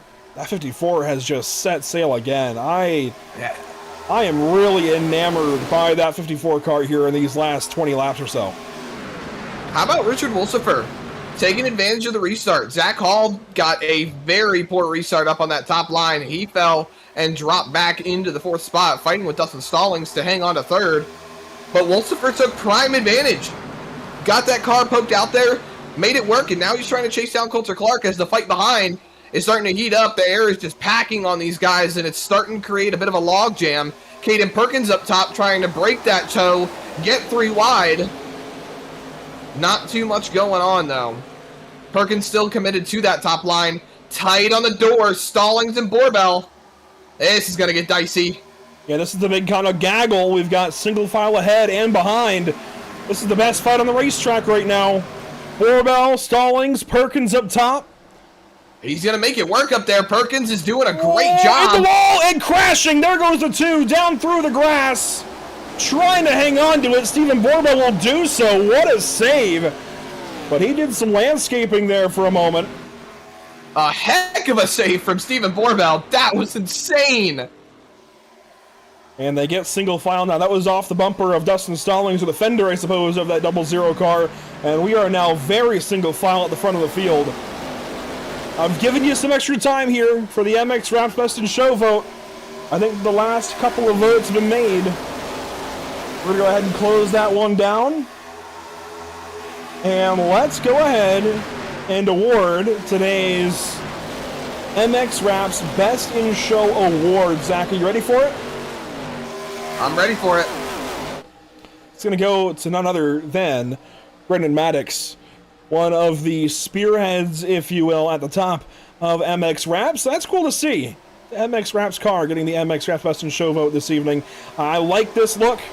I think it's definitely an improvement on what he already had. So he's heading in the right direction there, and boy, it is hard to miss. You are not going to miss that highlighter yellow with metallic kind of sky blue. It is really good looking.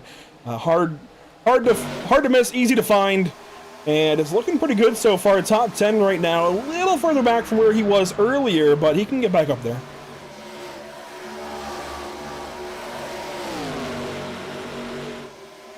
Actually got a great race right behind him. Fuller and Gray Walker, that is. With Jordan White right behind. The Jamaican sensation, the Jordan Train, whatever you want to call him. This guy, I mentioned earlier, I think he turned a lot of heads the first couple of races here of season number 5, and that immediately gave everyone really high expectations of this guy. That he's very young. I believe the youngest driver in the series. He's very new to iRacing as well. Still getting used to things. Comes from the world of Roblox racing. And he has made a really good conversion over. He was really good at Daytona, and I forget where race 2 was. Was it Nashville? Regardless, he was great to get the season started. Has led some laps here and there throughout. Even was pretty good at California to end the first half of this season last time out in 2025, and he's doing good again here this evening. Definitely needs a little more, but he is also under the weather, Zach, so we certainly hope that he feels better soon. But he's starting to move forward. The highest position he's been all night is now as he moves into the 11th spot, racing there with Gray Walker. And he's in chase contention.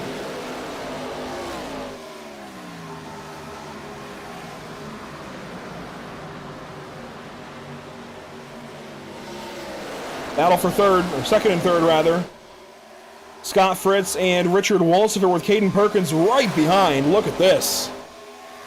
Coulter Clark is gone though by 1.8, 1.9 seconds. I'm a little worried about that, Zach. We talk about guys getting out to early leads and then burning their stuff up. This might be one of those cases. I hope I'm wrong, but he has really gapped these guys by quite a bit, quite a margin. He's pulled out a 2-second gap right now over Scott Fritz. Wolsifer, Perkins, and Barnes, your top 5. And he's still driving away. Whatever Coulter Clark has going on, he must know something that we don't. And clearly the rest of these drivers don't.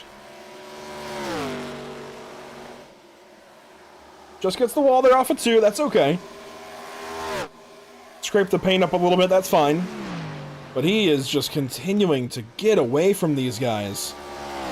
And you know what? Now that he's out of their draft, he might be able to sustain this because they're going to be side drafting behind him.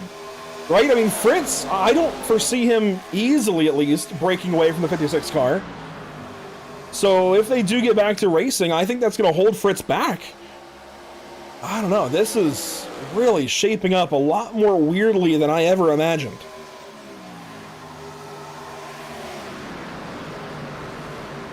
This is much more single file than we saw early in stage 1.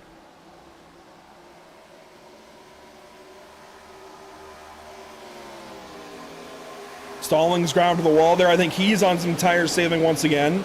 We saw that work for him in stage 1. We'll see if it works for him here in stage number 2. Ooh, look at the move. Christian Barnes down to the bottom. That's going to give an open opportunity to Zach Hall behind. Barnes is going to luck out, lose his spot in line. Hall takes it. Spot is open right behind the 32, falls in line behind Joshua Parent, but they're still side by side. Perkins made a run at Wolsifer, can't do anything about it right now. But the single file has quickly turned around on its head. Barnes back in line behind Hall. Now Parent to the bottom of the 27 car. Perkins back to the bottom of the racetrack. Really fantastic racing here once again. Just as soon as I mentioned these guys were single file, they got back side by side and they got back to racing. Perkins now falling back on the inside lane. Barnes going around the outside. And Parent left wondering what he can do. You know, I mentioned earlier we would take a look later on at the schedule. Let's do that quickly and revisit it later if we can. So Las Vegas kicks off the back half of this season. We only have, including tonight, 4 races until the chase. And that begins February 3rd at Michigan International Speedway. So Las Vegas Motor Speedway here tonight for the Dude Dozen Dirt 250. Next week we go to Kentucky Speedway. Very similar to Las Vegas in shape, but flat. Very, very flat. It's got kind of a reconfiguration now because they did some work to it in the mid-2010s, but regardless, it's much flatter than Las Vegas. You can't go quite as fast. The racing gets a lot more spread out. We had a great ARCA-style race there earlier last year in April that you can go back and watch to get an idea of how these cars might race there. Then we go to Darlington. I have no clue what to expect out of these cars at Darlington, frankly. Or the Atlanta Motor Speedway, or I guess now the Echo Park Speedway, with its reconfiguration to be 28 degrees of banking in the corners, and I believe you're right. Really, really fast. It's a super speedway now. I have no clue what to expect from Darlington or Atlanta in these cars. All I know is Kentucky next week is also going to be a whole lot of fun.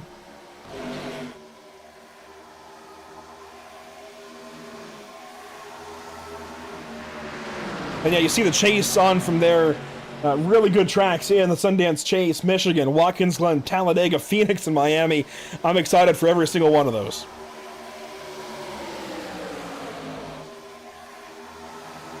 Side by side, this for second, Fritz and Hall. Throw in Wolsifer. How about Parent down low? Barnes is in this. Perkins has not gone far. That's right on board with Caden Perkins. You know, I don't think we focus enough on how many starts these guys have in these kinds of leagues.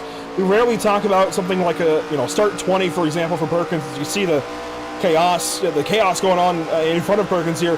But we had kind of a rare moment to focus on the fact that this is the 20th start for Caden Perkins now, between last season and now this season. That's interesting, Zach. 20 races, he's got some top 10s to his credit, and he just continues to get better and better. I feel like he sometimes gets overshadowed by Gray Walker and even Coulter Clark tonight over at Accelerate. But he is doing pretty good tonight as Parent gets up into Barnes briefly there in turn 3 and 4. I don't know, I just think it's cool to see Perkins doing well in kind of a milestone race for him.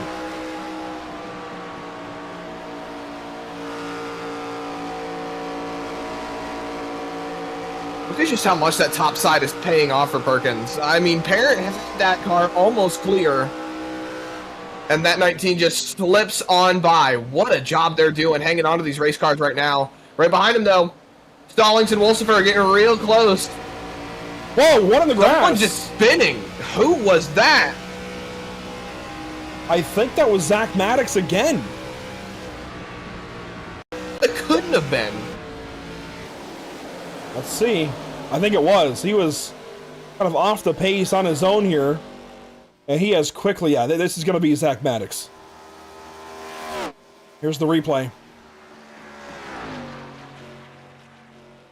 Turns 3 and 4 on his own. And just got loose. Exactly like he had earlier, and he, in frustration, Alt F4'd out of this world. Let's get one more look at this. I can certainly understand the frustration. I never like to see an Alt F4. I can understand it. I've been in those shoes before. Just got loose, minding his own business. Nothing's gone right for him tonight. I get it.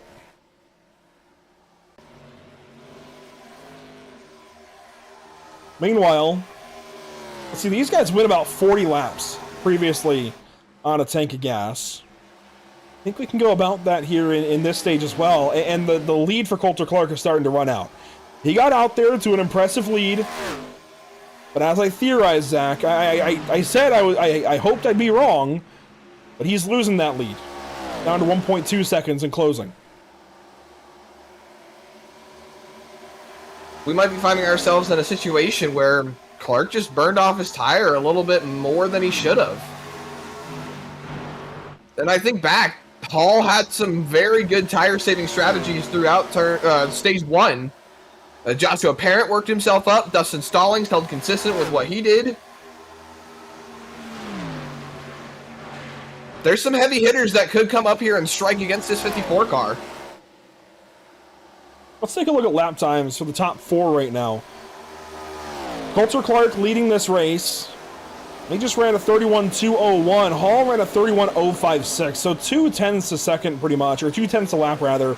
10th and a half, however you want to look at it. He is closing in pretty healthily. Scott Fritz also running a little bit faster than Clark, but not nearly as much. I think Clark, Fritz, and Barnes are in similar territory right now. And that's why Hall is able to drive away from them right now, because Hall is separating himself.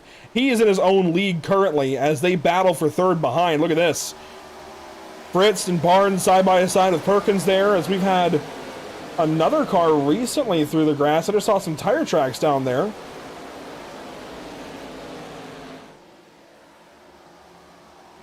Well,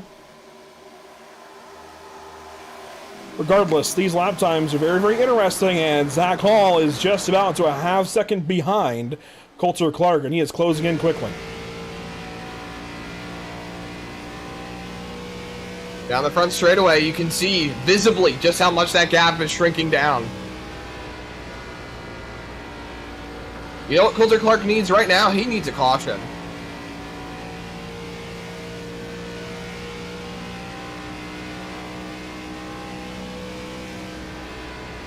Well, look at that. So we almost 0.2 of a second gain, man. Holy, wow. So hear me out. We theorize, right, about 40 laps to a tank. Even if Clark loses this lead to Hall, these guys have about 10, 12 more laps on this tank of gas.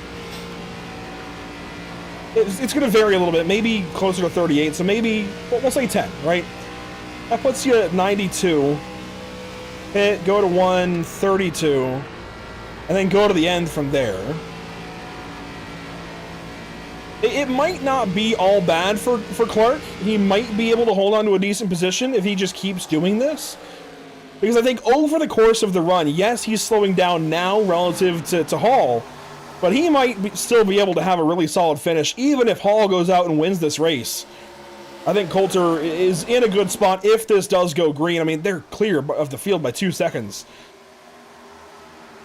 I mean, time will tell, right? But I don't think it's all over for the 54 car just yet, even though the 32 is about to pass him. Here we go for the race lead.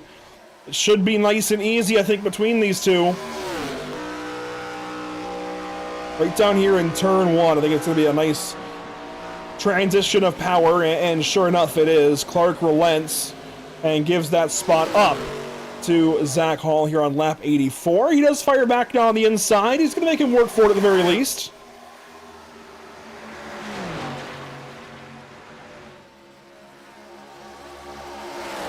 This might slow them both down. This could hurt them in the long run.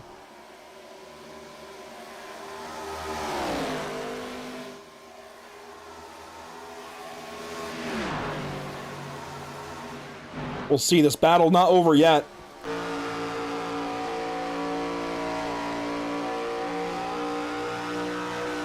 All's trying his best, but I gotta think he's burning up a lot of tires here. This is hurting both of them, which is interesting.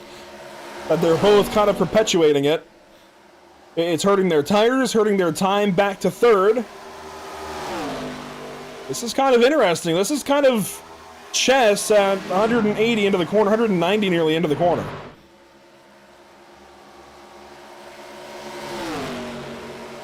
Washing up the racetrack ever so slightly, but giving space on exit. Love to see it, but that's going to sacrifice the run for Hall. Falls back by about a car length or two here. Gonna have to let those tires cool down a little bit, take another run at it, find a way to charge on by that 54. And things are changing behind these guys. Stallings is up to third, Fritz fourth. They're single file now. These guys might be realizing they have an opportunity, kind of like a plate race, Zach, where you've got two out front that are starting to go after it. Whoa, Fritz, hang on to her. Oh my gosh. What a big catch there for the 48 car. Something about the way he drives this car here has him getting really free on the long run. Well, he's burning off the right rear more than anything at that point, too. And the middle line to high side is starting to really come in. Clark may be on a bit older tires compared to Hall at this point, but he's been able to defend, and now you can see just how many people are going by Fritz on that top line. He's got a clear nose in front of Parent, but there it is. Side by side on exit, and that's Parent's run as Perkins taps the wall. He didn't tap it, he knocked it down. That pulls the 19 back as Clark and Hall continue to run in tandem up here. Again, they are both kind of slowing down and allowing the others to catch up. I don't know. Coulter Clark pitting this time. And so this will be at 36 laps. So he'll run, say, 36 more. That would put him at 125, I believe. That gives him 40 to the end. He needs to go long. I don't like this at all. He's shaping up to be a couple of laps short. If we don't get a caution would play in his favor. It's just the way the cookie's going to crumble here. A 54 is going to take it down to the pit lane. Bring it in nice and easy. Tiny little lockup on the right-hand side, but gets it in ever so gently. And that's going to give the lead to Zach Hall. No black flags being shown. So Clark makes it in A-OK, and Hall just called out over the radio. He's coming in this time by. It's a bit more like 37 then. That's good to know. Hall bringing it down. Let's see. Look at the telemetry. Right down to pit speed as the field goes by. It was a little iffy. I know the data is slightly delayed, but it was right on the line there for Zach Hall as everybody goes on by. Here's Dustin Stallings now leading over Kyle Klink and everyone else. I expect these guys in within the next lap or two. You've got to try. It correctly. Stallings is coming in. 51 coming in is not 51. Excuse me. 27's coming in. 31's coming in. 35 coming in. Whoa, that was close. Josh Parent. Josh Parent with another mega miss. Maddox stays out on the racetrack as well. I want to quickly get a look at this for Josh Parent because this was really, really close to being really, really bad. So another Murtis mega miss for the Murtis Esports Ford Mustang. Look at this. Oh, watch out. Woo! Back to live picture. Parent is coming in. He's checking up along with Brendan Maddox. They come in here on 92. So they go 39, nearly 40 laps. I like this a lot better. Give yourself some freedom later on in the run. I still do not like the look for the 54 car pitting as early as he did. I think he's going to run into some trouble. There goes Hall on by. Where is the 54? Clark is much further back. Did he miss his box? I'm starting to wonder. He may have. Clark falls in behind Barnes and Christian Plank. Barnes. Yeah, I wonder. I think he's going to be a little too close on fuel. I don't like that part of it. What if everybody else didn't go for tires just yet and he went and did it again? No, everyone has taken 4 tires. 4 tires across the board. Then what the heck happened? It had to be a small adjustment getting into the box. Or maybe just not quite as fast getting into pit lane, something. Maybe not as fast on exit. I don't know, but the timing does not lie. Hall is out front by 2.8 seconds over Kyle Klink now in second, and he just went fastest. Hall did. Clark is in third, so it's not all over, right? It's not the end of the world for car 54, and we know he's quick on the short run. He can get some time again, but it's not what it could have been. He's going to need a caution to try and go back for a win here tonight, but I think he'll be happy. I think he should be happy. Anything in the top 10, top 5 especially, is going to be, I think, overall a spiritual win for car 54 here tonight. Great battles, though, behind these guys. Maddox and Perkins here side by side. Fritz, Buzzio, and Parent in tow.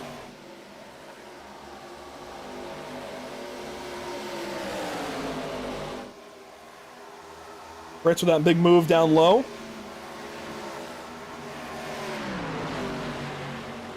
That puts him on the inside now of Brendan Maddox. Josh Parent with a front row seat. We've seen the 48 tonight be rather quick on the short run, but get rather free once the tires wear out. I'm a little concerned that these dicey moves right now for Scott Fritz are going to make it that much worse on this long run as Parent slices down to the inside of the 48 car, tries to clear him, and will do so.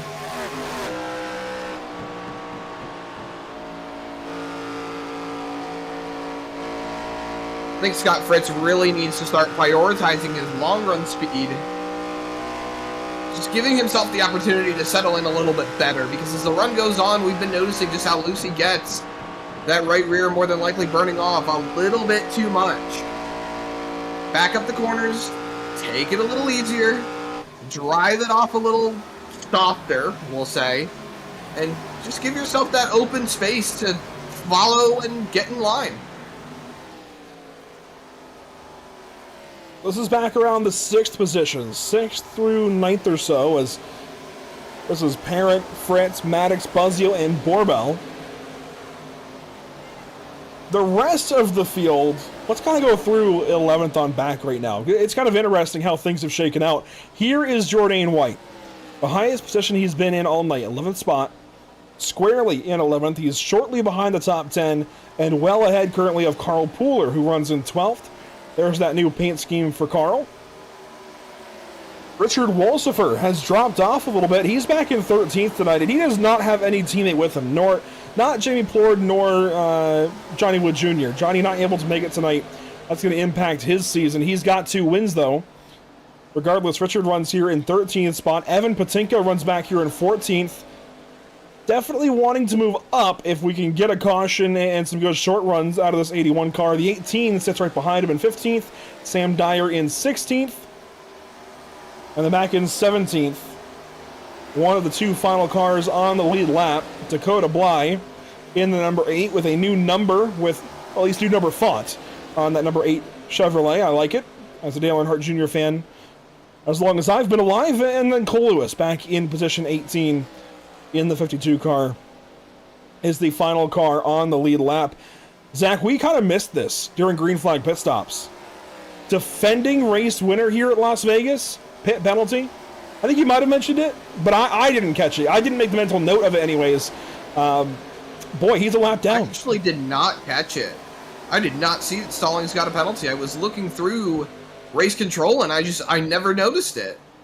A lap down, and this is not the first time something like this has derailed a run for Dustin. He fired off really well, and then it kind of seemed like, all right, it's going to be a long run day for him. He needs a longer run to save tires and get back after it. Now, I don't know that there's really any saving it without a couple of cautions, as Cole Lewis has just gone a lap down, so Dustin's no longer even in the catbird seat to grab a lucky dog. So this is not good for the 00. This is going to be another bad result, despite having a lot of speed here. Starting on pole, leading some laps. I'll tell you what, Season 5 started on the highest of highs, and he's riding the lowest of lows right now. He needs the roller coaster to get back up in the sky. That he does. There's one other car still running, by the way. That's Robert Moyer Jr. back here in 20th. He has 5 laps down and getting lapped by kind of the meat and potatoes of the field. I'm not really sure what's put him this far back, because he had decent speed from the drop of the green earlier, and he got through that initial crash in turns 3 and 4. So I'm not really sure why he's back here, but he is, as he is the 20th and final car on the racetrack currently. We're on lap 104 now, and we're led by car 32, and let's go back to Auto Club Speedway, California, a few weeks ago. This guy went out there and grabbed his maiden win in the BRB Sundance Pro Series. We've had him on our radar since Charlotte this season. We knew he was going to be one to watch. Everybody noticed it right away. He's got speed. And we said then, whoa, this could be a guy who, despite the 4-race deficit he started with, he could still make the chase. And if you go back and look at the point standings coming into tonight, he's genuinely in the conversation. With that win a week ago, or a couple of weeks ago, rather, 18th, 27 back, boy, this would change things up. So definitely point him in. If I was guys like Coulter Clark, Evan Patinko, I'd be worried. Yeah. Clark is actually above the cut line right now. I think Patinko, Wolsifer, considering Clark is doing well tonight, Patinko and Wolsifer need to be on alert. Boy, I would hate to imagine that it could be the 32 knocking out Patinko out of the chase, but that just means, if you know Zach has this kind of speed, you need to focus on the next driver you can battle, if you're Evan Patinko or Richard Wolsifer, and that's going to be those two against one another. Patinko and Wolsifer are going to go back and forth, I think, these last 3 weeks of the season, the regular season, that is, because I don't see Hall slowing down. If he's got this kind of pace here at Las Vegas, won last time out at California, clearly when we get to stretching our legs on these bigger racetracks, he's going to be hard to beat across the board, as we're getting racy here in the top 10. Look at Perkins trying to find his way in.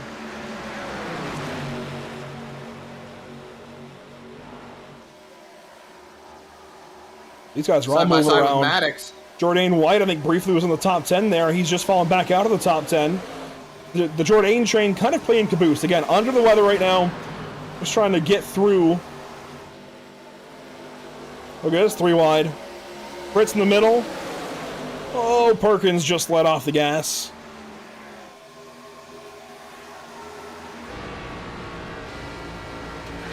Look at how much wheel Perkins is putting into that race car right now, too. That feels like way too much wear on that right front tire.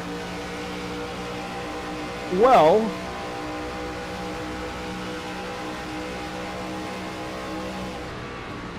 here's a passing thought. We talk about it in the Sarah Super Series broadcast because the super late models have a really crazy default steering offset. But Zach, I wonder if the steering box would essentially still be reflected here. Because, you know, this is a steering box car, it's not rack and pinion. I would think because you're still physically moving the wheel further on a slower box, or, you know, not as far on a faster box, that would theoretically still display because you're moving the wheel farther to the left or right.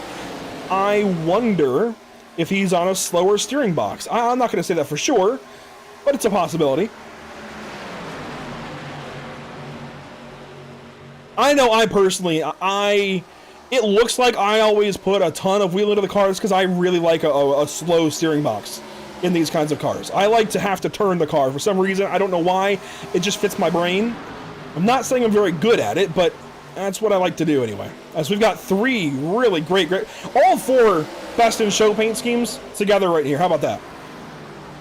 Yeah, you'd love to see it. Moorbell and Parent starting to drive away. Look at Maddox! Big move. Hello! Barely clear. Oh, got the wrong car there for a second. Wanted to show the bumpers being real close there off the corner. But Maddox and Perkins barely cleared one another, and I don't think Perkins is going to appreciate that too much. I know I wouldn't.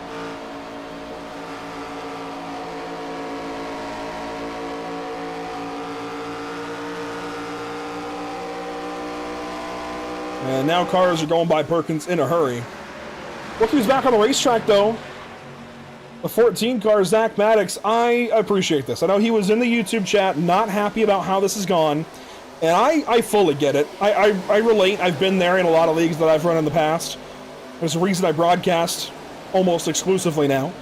But I will say, I really like seeing that he's back on the racetrack. So long as he minds his P's and Q's, kind of stays out of the way and just logs laps, gets better at kind of, you know, managing the car on a longer run, and just makes sure that he can take advantage of anybody dropping out in these next 50 laps. This is really cool. I'm always a supporter of drivers getting back in the race if they can and sticking it out, seeing it through, staying in it to fight as long as possible. I'm very proud of Zach Maddox in this moment. We're getting back in the car tonight and racing a little more.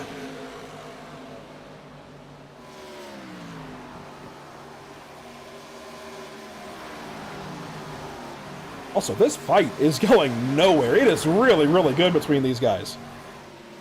I feel like we're just getting to a point where it's starting to stall out, but realistically, we still have a lot of race left to run. We do. Right now, we have pretty much the entirety of stage 1 left to go. And we saw how much stage 1 alone shifted things in this race. So boy, we could be expecting anything from here to the end of this one tonight. Oh, look at this! Whoa! This is early out of Zach Hall. So yeah, changing things up here. I'm intrigued. Does he think he can save the fuel?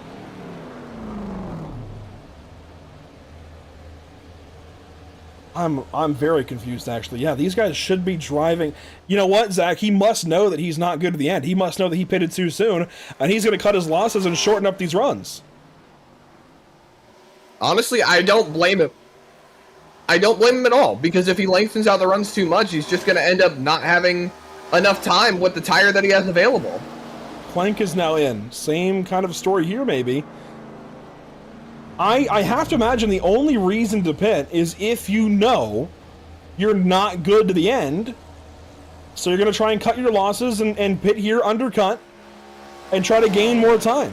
I don't know why else you'd be pitting with 50 to go when the fuel run is more like 38 laps. We got more coming in. Fritz, Perkins.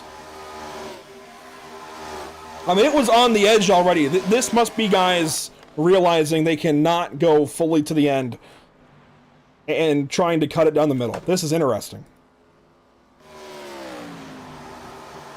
Or even pitting now, try to get further out and catch a caution at the end. That's not a bad call either.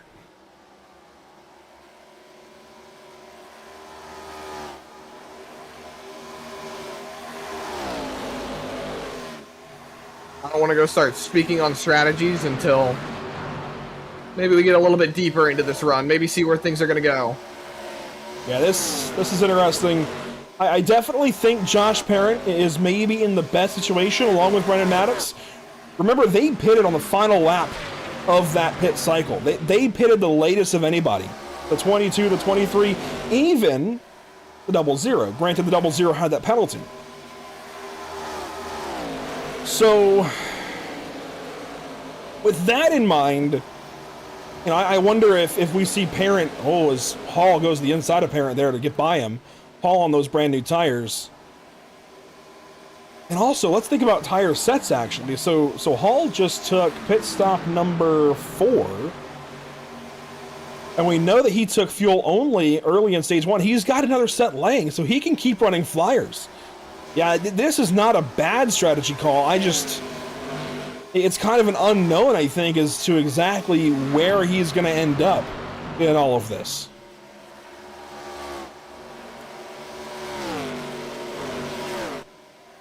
Pitting with 50 to go. How much is that going to put him short by? Maybe, what, 12, 13 laps? 12 or 13, yeah. There's no saving that. It's, you know what, he might be trying to repeat what he did in stage 1. I made sure to note, you know, at 50 to go, we had exactly the length that we had in stage 1 left to go. So I wonder, this is me thinking aloud a little bit, is he going to go fuel only later in this race, or is he going to take tires again? I don't know. I mean, this is... Pandora's box is wide open right now. Fuel paints the possibility, as he's working to get his lap back or not go a lap down. Fuel only later in the race paints the possibility of him staying out and absolutely running away with it on these tires. Like, these are going to be the laps that he absolutely has to click off on. He can't sit around, wait for something to happen.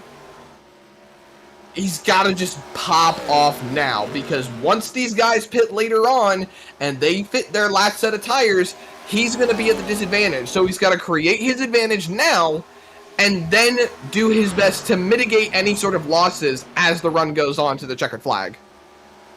It's a very intriguing situation. He's not alone. Again, we saw the handful of cars that pitted there with 50 to go. I think now the pit window... It's not quite open yet, but it's getting a whole lot closer to being open. We'll see how this works out for the driver out of Morehead City, North Carolina. Meanwhile, Coulter Clark trying to get to the pit window opening. This is lap 34 for him.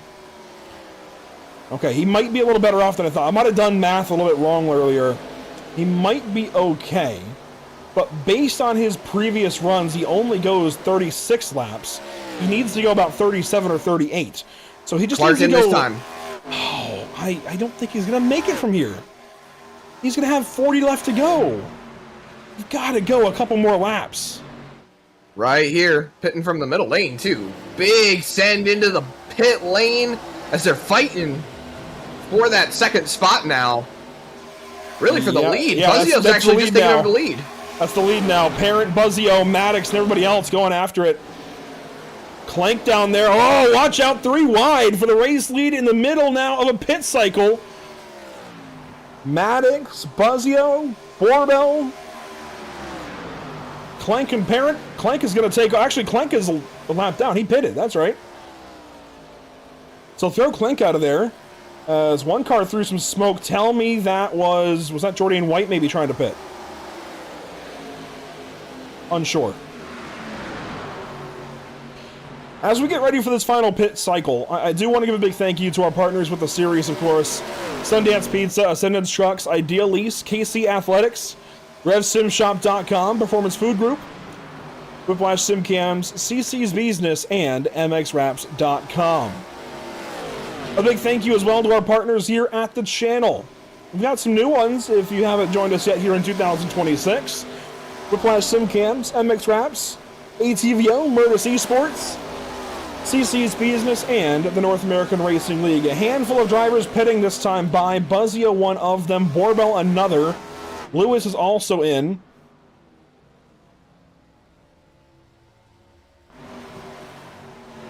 And let's see, is this going to be the lap for Parent and Maddox? No, they will keep going. They can go about 4 more laps, maybe. So I think maybe 131 is a safe bet for these two to come in. And that is definitely within the range to go to the end. So that's their play, and I think that's the more conventional play to have gone for. But I'm still intrigued by this 32 car of Zach Hall, who has got the outright pace potentially to take an extra stop and still win this race. It's going to be interesting. And yeah, here comes Parent. He knows he's good at this point, so he's going to come in now and split the difference a little bit. But with the drivers being good to the end, then, how does this reflect for Clank, for Clark, Hall? I mean, I said it already, I'm going to have to say it again. These guys are going to have to make their advantages early. Because now when you've got Patinko, Parent, you've got Maddox, who's pitting late as well. I mean, like you said, this could open Pandora's box. Oh, it already has. Brennan Maddox sitting in the pit lane from the race lead. Hall will take over. He's going to have 5 seconds back to Kyle Clank, and we'll see where things cycle out from there. So once this cycles for the next 20 laps or so, we'll have a better idea of what's going to happen here, as there's Brendan Maddox into his box. Zach Maddox in the background will go by. That looks like Dakota Bly as well. Actually, Maddox going to pull in and pit. Jordan White fastest. How about that? So, okay. Let's take a look then at Zach Hall, leading now, once again. 5 seconds back to Kyle Clank. 12 back to Scott Fritz, and the gap grows back to Coulter Clark, Caden Perkins, and everybody else. But he's got a pit. He's been on the racetrack already for 15 laps on this set in this tank. He's got a pit. A lot of these guys are good to the end. And so as far as the drivers that are good to the end, I'd say the first of them kind of is Adam Buzzio back in 6th, 15 seconds back. That... I don't think Hall's going to win this race, if I'm being entirely honest, Zach. Unless we get a caution to change things up. If this continues green... You know what I'm going to do? The pit... The trip down the pit lane is going to take more than 15 seconds for Hall. He's got 15 seconds, and that's closing now back to Buzzio as he's on better tires. And that's the first car that I feel like is pretty safe on fuel. You know what I'm going to do? I'm going to knock on some wood. All we're doing is talking about caution. This is true. Potentially the idea of it happening. And I don't know about the Chaos Bringer over here, but even if a caution does come out, or even if one doesn't, I would love to see how this fuel strategy is going to play out. Because, come to think of it, Andrew, these guys don't get a lot of times to have a really good fuel mileage race to the end. Now we really get to see where these guys are at under pressure. And guys like Coulter Clark especially, he has been itching for a win. And I mean itching to get a win. We see the race info tab here. Only 2 cautions tonight. One of those was for the stage. So only 1 caution for cause, 135 laps deep into this race. Very impressive so far out of this group, considering the last year and a half of racing. They've done a good job still. They've had great, fantastic races. They've just been a little more chaotic, and that happens sometimes. Maybe 2026 is the year. I don't know. We're getting ahead of ourselves for sure there. But tonight, at least, has been a completely different kind of race. And I think has woken these guys back up to this kind of fuel mileage battle that we just don't typically get.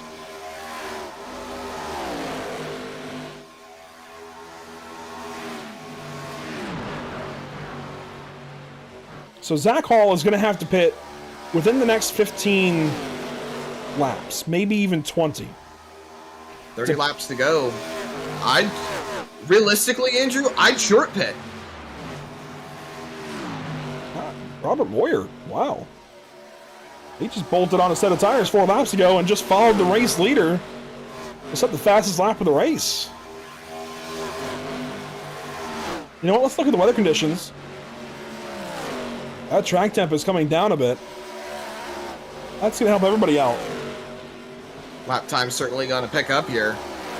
See the time of day getting later. It's 5:30 now in sim. It's May though, so we're not in any threat of any kind of sunset here this evening. But it is cooling off a little bit despite the clear skies. So that's going to help these guys out in general. Battle for third on back. Look at this. Lap car of Dakota Bly. Scott Fritz checking up. Buzzio in the middle. Clark trying to come up. Oh my gosh. It's getting hectic. 3 wide.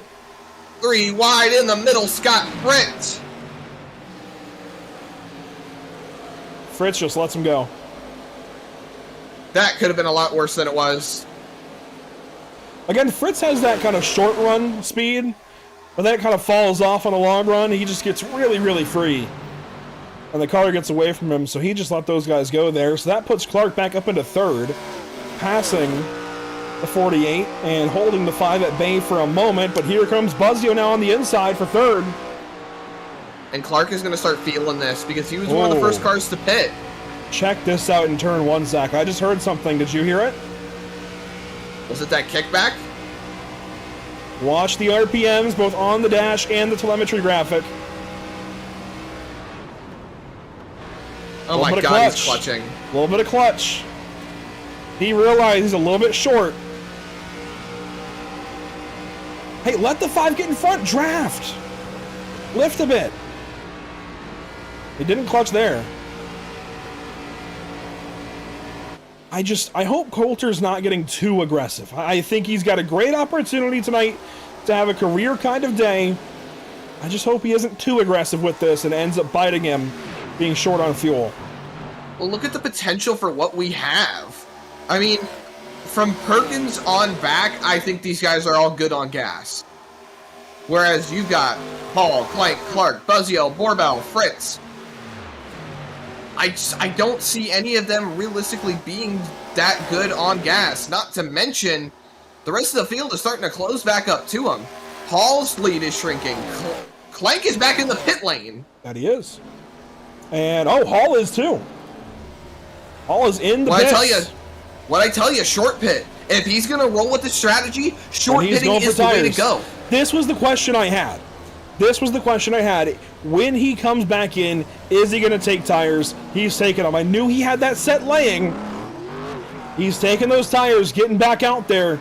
If we get a caution, this could burn him. But for now, he's going to have some speed.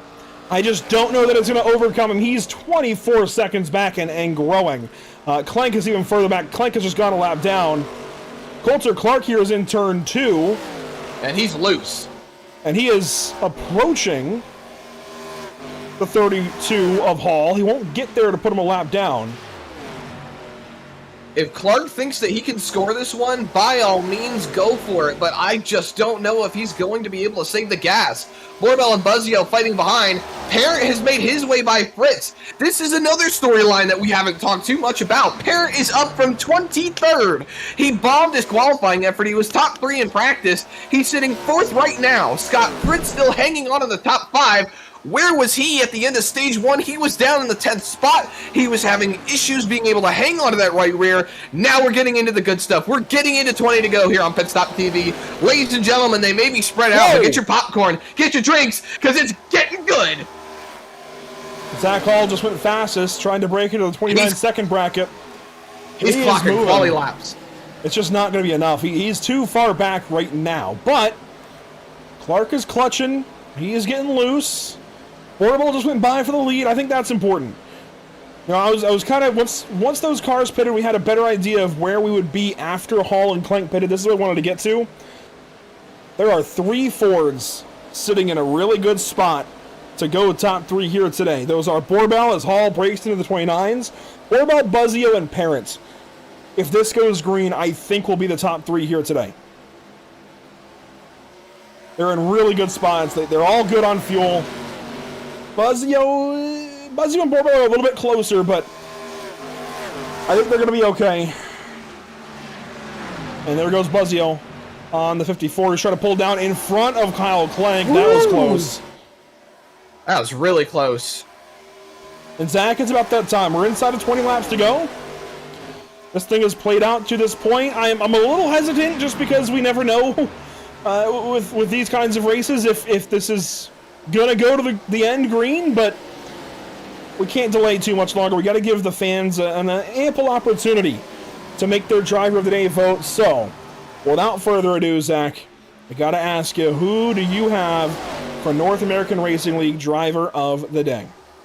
You know, I don't know if it's going to pan out for him, but he's definitely done a heck of a job to keep at it. First pick of mine is going to go to Coulter Clark. He's been doing everything he can to try to find a way to break in and do what he needs to hold on to his chase position. And I think he's done a fantastic job. He's been maximizing stage points. He's trying what everybody else isn't. And he's working on making the strategy play into his favor. You got to give him credit where credit's due. He's been doing a phenomenal job to try and hang on to it. Yeah, this is absolutely, I think, been a career day for Coulter Clark. I think this is the riskiest kind of set of strategies that anybody has taken in a BRB race in a long time. It paid off in Stage 1. I hope it does here in Stage 2, at least at some point. I'm going to have to go... I'm going to pat one of my own drivers in the back. Josh Parent, I think, has to be in the conversation today. I know you wanted to pick him, but I'm going to force you to pick somebody else.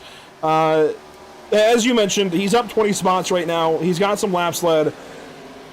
I really specifically want to recognize the fact that I mentioned this in the pre-race show. Earlier this season, he was down in the dumps. Nothing was going right. He wanted to throw in the towel, and I'm so glad he never did, because look at him now. Look at him now. More than 35 points to the good coming into tonight for the chase. He's third with 15 to go. I know anything can still happen, but man, it is completely changed from the beginning of the season to now for Josh Parent. And I'm so glad, just like Zach Maddox getting back on the racetrack earlier, I'm so glad he did. I'm also so glad that Josh has stuck with it, kept after it, and is starting to see finally some fruits for his labors. I was actually very hesitant to pick Josh. I don't like playing personal favorites or bias in any way, and with Josh being one of our fellow drivers, I try to stay away from choosing them all the time, but you know, I'm glad you did pick him because he's definitely shown up and shown out today. I think my second pick, though, is going to have to go to the guy that he's kind of been teaming up with today, and that's Brendan Maddox. Maddox was one of the guys who was fast. He has been having a string of bad luck these last few races. I know that I was not present for the Auto Club Speedway race. I was down in the dumps with COVID, but he has done an absolute phenomenal job to pick himself back up and charge back towards that points lead he so desperately wants to get back. So credit where credit's due. He's had a phenomenal job. He started in the front row. He's kept himself in the top 5. I think he's got a real good shot should Devil's Advocate come into play. Before I nominate my other nominee, I want to give a big shout out to a driver who has recently cracked the top 10. Evan Patinko. Started 18th tonight, much like his teammate Josh Parent. Not a great qualifying effort. Has got a couple laps led to on long runs, and is positioning himself well. I know as far as the cut line goes, Hall is going to muddy things up a little bit, and Clark is doing a really good job of defending against that. But Evan is maybe a little more conservatively firing back tonight. 9th place right now, a little more than 10 laps to go. This is just a really quiet, consistent run out of Evan that we appreciate, and just might be enough to keep him in the chase. We'll see as time goes on. I'm not nominating him. I just want to give a shout out to Evan. I'm going to have to nominate the guy leading right now, Stephen Borbell. He has been getting better and better. He got that win, right? What was it? Was it Pocono? Yes, I think so. I think, right? And yeah, he's got that win this season finally. Got the monkey off his back. It's been a little bit for him. I have to go Stephen Borbell. I feel like he's also, go back to the power rankings, he's second. He is moving up, and Fritz not having the greatest day. We could see Stephen Borbell leave Las Vegas on top of the power rankings as we go to Kentucky. So let's see. Fight for second, though. Yes, it's getting exciting. We're going to put up that vote over on the YouTube chat, and you can vote for your personal favorite for driver of the day. Again, Stephen Borbell, Josh Parent, and some others. I'll cycle through here as they get to racing here. Parent looking around the top side of Buzzio, the top three, like you talked about, Andrew. This has been what we expected in the final 10 laps, coming to 9 to go. Parent has saved his tires. He's caught up to them. You've got Jordan White, the Jamaican sensation, about to be some lap traffic as Zach Maddox goes purple, and Parent goes around the outside. Big move down to the bottom. What a move by Josh Parent. That was a heck of a move. That was incredible out of Josh Parent. He nearly got to the inside there of Stephen Borbell. Outside of Buzzio, down to look to the inside of Borbell. That was really, really interesting out of this 22 car. He's going for his very first win here in the BRB Sundance Pro Series, a couple of seasons running now. He ran a little bit back in Season 2, sat out for Season 3, came back in Season 4, and it's just all been leading potentially to this moment for driver 22. Parent's first experience with the BRB with the BRB Butt Kicker Cup Series at the time. He tuned into a Pit Stop TV broadcast and then absolutely sent me a text in the middle of it, said, how can I get in with these guys? He wanted to race. He wanted to have some fun. He wanted to do something with his Tuesday nights. And, showing up here, he was having issues with trying to stay competitive and getting caught up in some messes. And now he told us weeks ago when he was ready to quit, he said, I'm just going to hunker down and I'm just going to get aggressive. And, he's been doing a phenomenal job. Now Borbell trying to be on the defense for that 22 car as we are coming up on 6 laps to go. The fight still continues amongst this top three. These three Fords have played this race oh so well. 6 laps to go.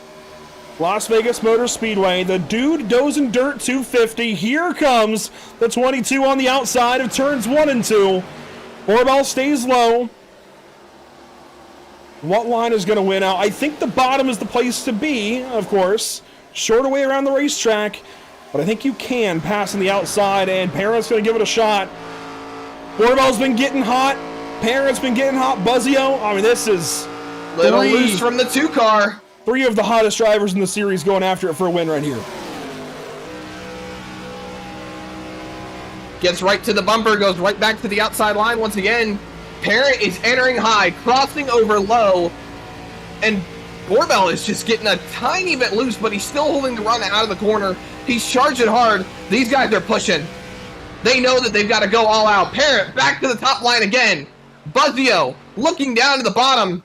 Quickly, these guys Josh are not is trying to set these runs up. These guys are not out of it. Look at this battle. This is Gray Walker, Coulter Clark, Richard Walsifer, Evan Patinko, and more.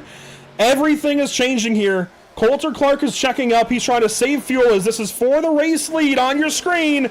Josh Parent might be making the pass for the win right now. He gets clear to the race lead. 22 car, Joshua Parent out in front. In the Greg Whitfield throwback. Oh, contact! Gets contact on the nose! Oh my gosh! Oh my gosh! Down through the grass, Josh Parent hangs on to it. Oh my, for the win. Borbell keeps on going with 3 laps to go. And now it's between teammates. That is going to be one we have to take a look back at after the checkers. Oh my. Parent's going to hang on for 4th, but it's going to completely change the attitude of that driver. These two now, 2 laps to go at Las Vegas Motor Speedway. Stephen Borbell has got a mirror full of Adam Buzzio. Brendan Maddox now slightly into the picture. You can see him a little bit further out of camera shot. He's doing everything he can to stay in the mix. We're coming to the white flag, this time by What's going to happen between these two? Here comes Buzzio with a run. Buzzio's hungry. He doesn't have a win yet this season. Borbell got Looking one to low. Pocono. White flag brought to you by Whiplash Simcams one more time here at Las Vegas. Down to the inside. Buzzio's going to make a hard charge. Side by side with Borbell. Gets to the quarter panel. Can't quite get there. He's going to remain clear. Stephen Borbell with the lead off of turn number 2. Let's go on board. Driver's side POV. Adam Buzzio. Can he get to his teammate? He's putting the Big clutch send. in. He's saving.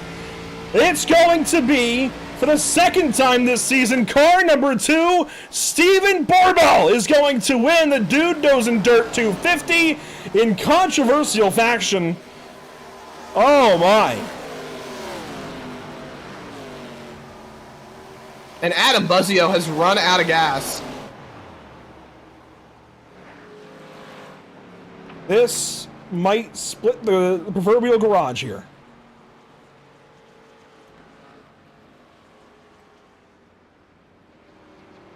Well, of course, take a look back at the unofficial race results.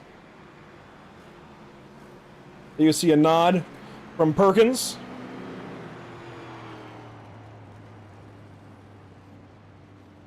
Boy, oh boy. I'm trying to save comments because, of course, we just saw it a little bit live and we want to see it again properly. But that was an interesting moment out of turn 4 a few laps ago. You said Borbell and Buzzio were close on gas. Just look at how close they are. Getting pushed. Yeah. Buzzio was out of gas at the line. I mean, that just plays more into what we were talking about earlier. That Parent, Perkins, Maddox, they all had a fuel strategy to make it to the end and had some extra. So if we had that late race caution, there were going to be takers to pit road. Stephen Borbell. Maybe can't do any burnouts here at Las Vegas, but... Definitely rolled the dice on the strategy. And definitely got some people talking. Let's go back. Oh, boy. Let's go back and see what happened a couple of laps ago. Let's go right here.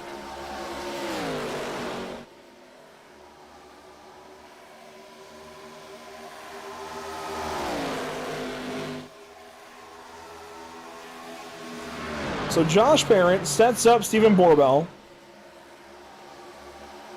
We're right on board with Josh.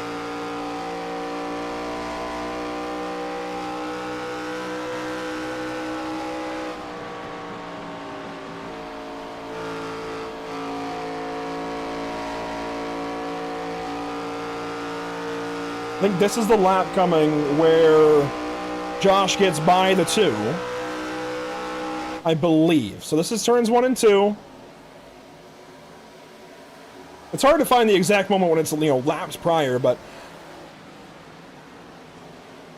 this might even be one more lap too far back. We'll see. I mean, even so, this kind of shows just how much these guys were wheeling it. Borbell was very committed to running that bottom line, and Josh was that right there getting himself into a position. Borbell just got kind of checked up in 3 and 4. That allowed Josh to get the run off the corner to get him alongside here in 1 and 2. Go back to that 3 and 4, and that is kind of what sets this all up. You can see Steven's starting to get loose. And that sets this moment up. So from here, let's just see what happens down here in 3 and 4. Josh is coming down late apex, and Steven, I mean, he just gets him. There's not much really to say there. Josh ran the same line he had been running for the last few laps. He ran high, cut low, packed the air on the nose. I mean, class act tactic moves, realistically speaking. I mean, he wanted to get Borbell tight. He wanted to do a defensive move.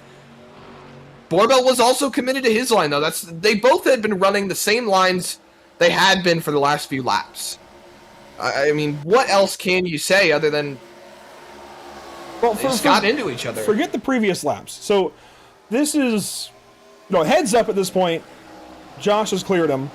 He's going to choose his line. And as the trailing car, you just have to decide if you're going to hit him or not.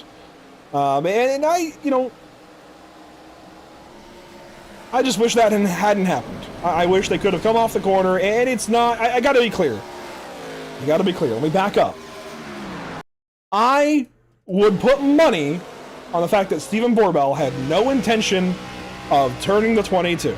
He didn't. I mean, he just didn't. He's not thinking that right here. He's not thinking, oh, yeah, I'm going to go in here and hit him and spin him or anything. It's incidental. He, to his credit or benefit of the doubt or however you want to put it, these cars can usually take a pretty big hit and keep going. It just so happened that when he gets to Josh's bumper, you can see the 22 is a little less settled. It was just turning down. It's not intentional. It's very unfortunate. It's going to be a polarizing situation for sure.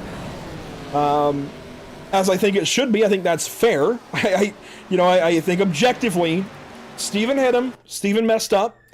But I will put money on it all day long. That was not intentional. It's just part of racing. It's unfortunate. That's one of our guys in Josh Parent. I really hate that just happened, but it is what it is. And it's just another one of those trials and tribulations for Josh to go through, I think. But let's get down to it, Zach. Unofficial results and our post-race show here. We've got drivers to talk to. Stephen Borbell wins at Las Vegas, like it or not. Adam Buzzio second, Brendan Maddox third, Josh Parent ends up fourth. This is definitely the one that got away at the moment.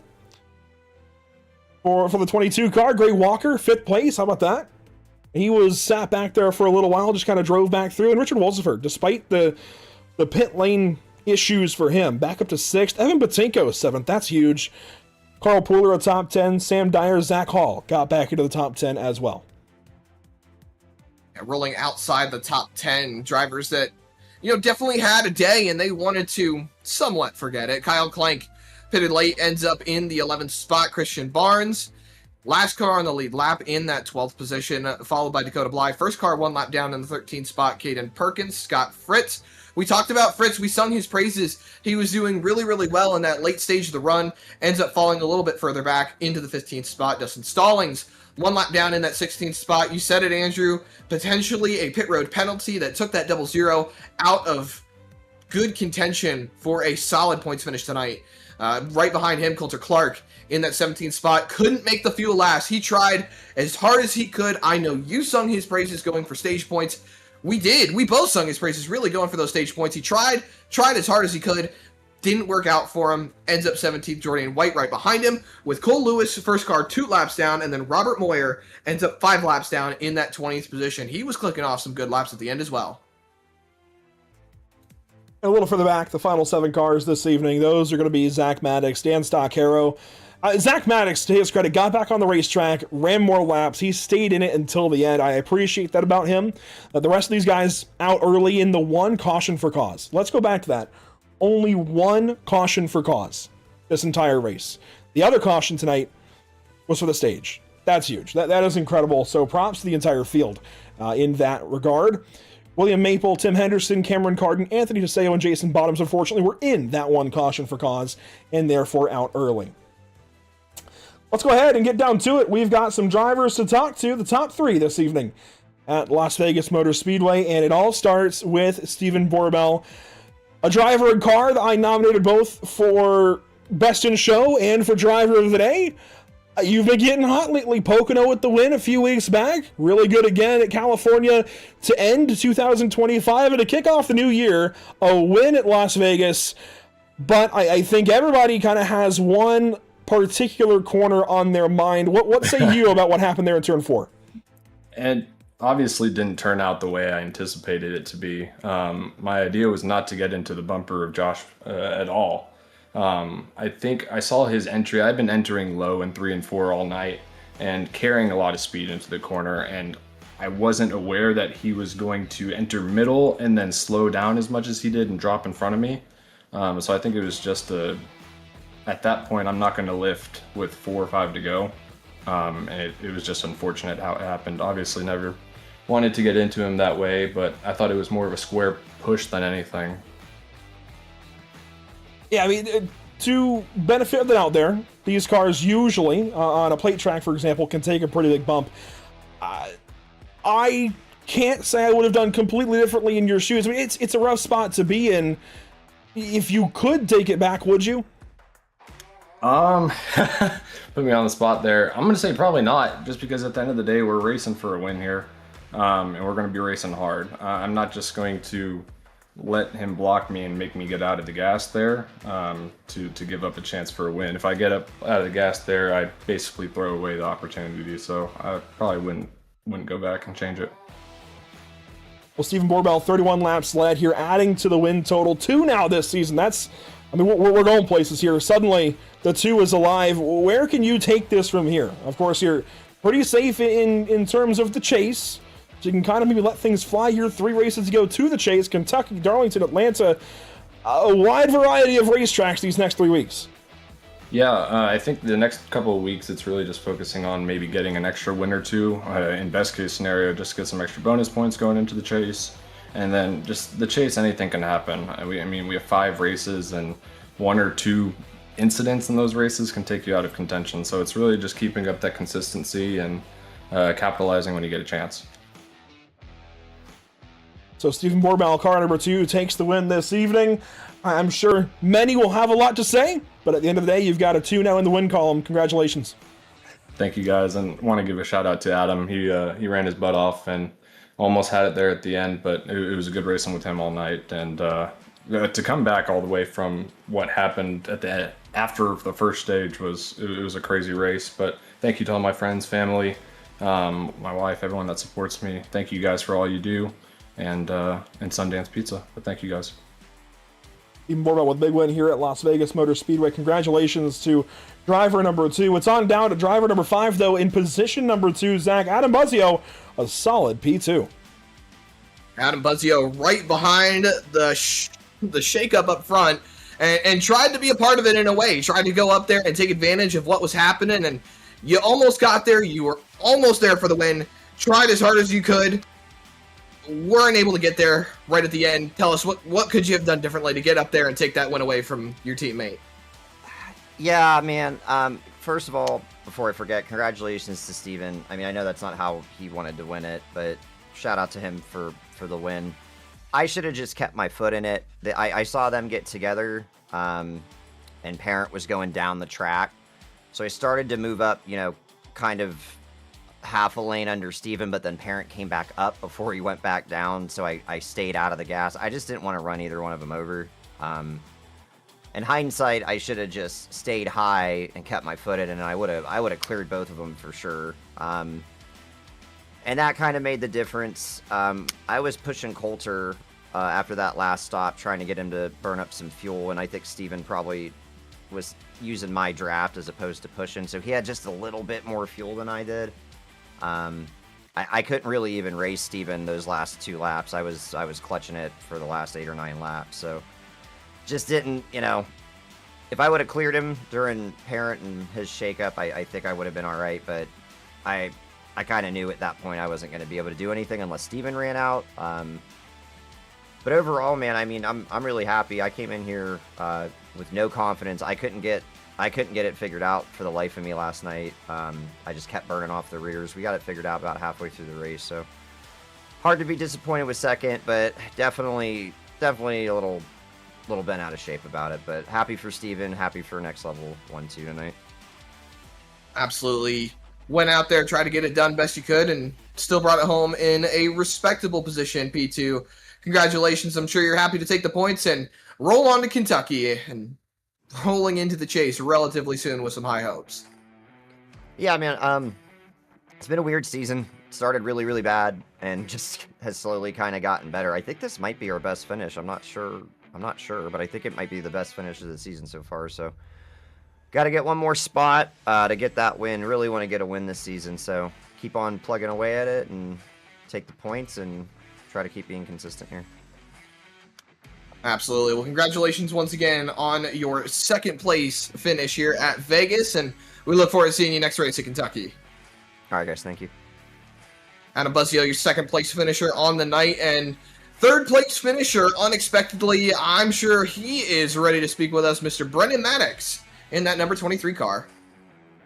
I know Brendan's going to be happy with this effort. Maybe not everything leading up to the final couple of fuel runs, Brennan, because it was a little bit shaky to get going, despite the second place starting effort. But boy, it really got going there towards the end. You needed the long run. You finally got one of these long runs, and you're back, I think, where the 23 should be finishing, and that is on the podium. How did your race go from your point of view? I know I kind of gave a rundown there, but what was it like from the driver's seat? I disagree with it being shaky. We knew going into the race, us and Maverick knew that at the start, we're going to be saving tires and we're going to get our doors absolutely blown off. And I think you guys saw that happen before we had that first caution a few laps in. And then so we had the start and then the restart and then we had the stage start. And all three of them kind of dropped back. And I didn't realize what the fuel number was going to look like until we pit for stage. And so my whole strategy in mind, the whole race was, I'm just not going to put myself in bad spots. I'm going to sit here. Someone wants to get around me, give them the spot. I'm not going to fight. I'm not going to burn my tires up because this track is really brutal on tires. And we had, at the start of the race, I don't know, 117-degree track or something like that. This is a little bit warmer than maybe we're used to. So my whole MO for the night was save tires and make sure I don't do something that ruins it for me. Even if it means giving up a spot. I think we saw at the stage caution, whenever we had the restart in 51, I gave it spots from 5th down to 9th or 10th or whatever it was. And those guys pulled away at first, but then I caught back up to them. And then I passed those guys to the pit cycle because I was not pushing it so far and I was just staying in the draft.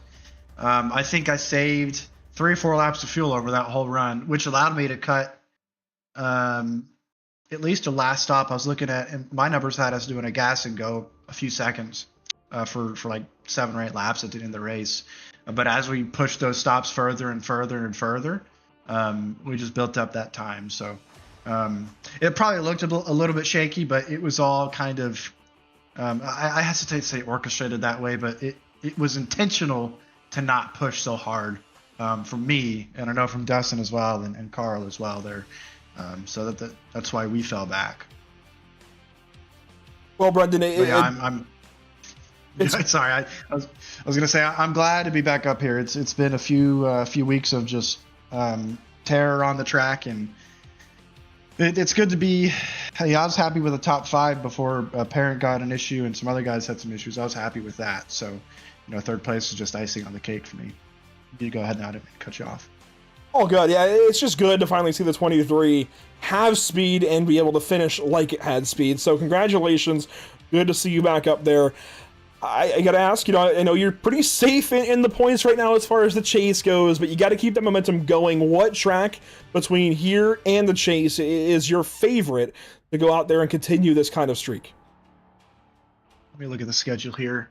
So I am a little bit concerned about, not concerned, it's the wrong word. I feel secure in my spot, but you're right, I have to keep the momentum up. I'm going to be totally honest with you, my focus isn't on me, it's on making sure I bring my teammates with me. And if I focus on doing that and bringing them up, naturally I'm going to also improve myself and bring myself up. I want to say Darlington. That track's going to be tough, though. I'm not looking forward to Kentucky, to be honest. I don't think I'd do very good there. And Atlanta scares me. So I'm going to say Darlington.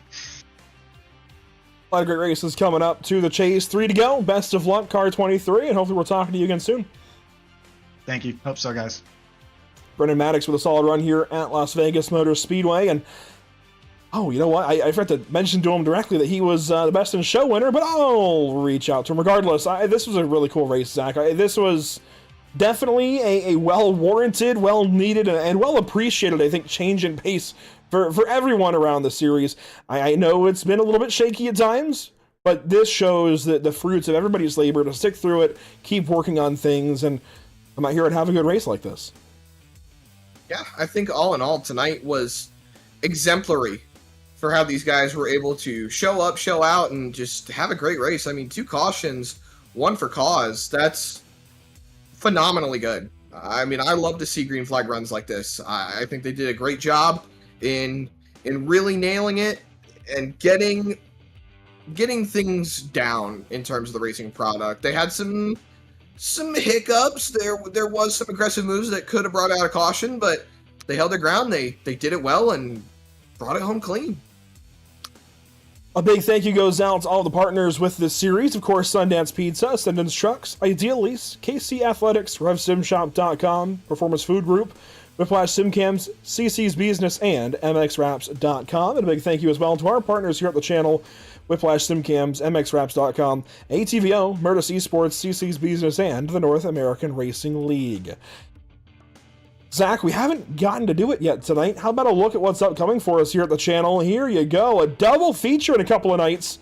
Thursday evening, we're going to be busy. Oh boy. And it's going to be Thursdays throughout the rest of the winter and into the spring here in 2026. We have double features with the North American Racing League and the Sarah Super Series coming up aplenty. I believe six more races to go in the Sarah Super Series. So we'll have 6 double features coming up soon.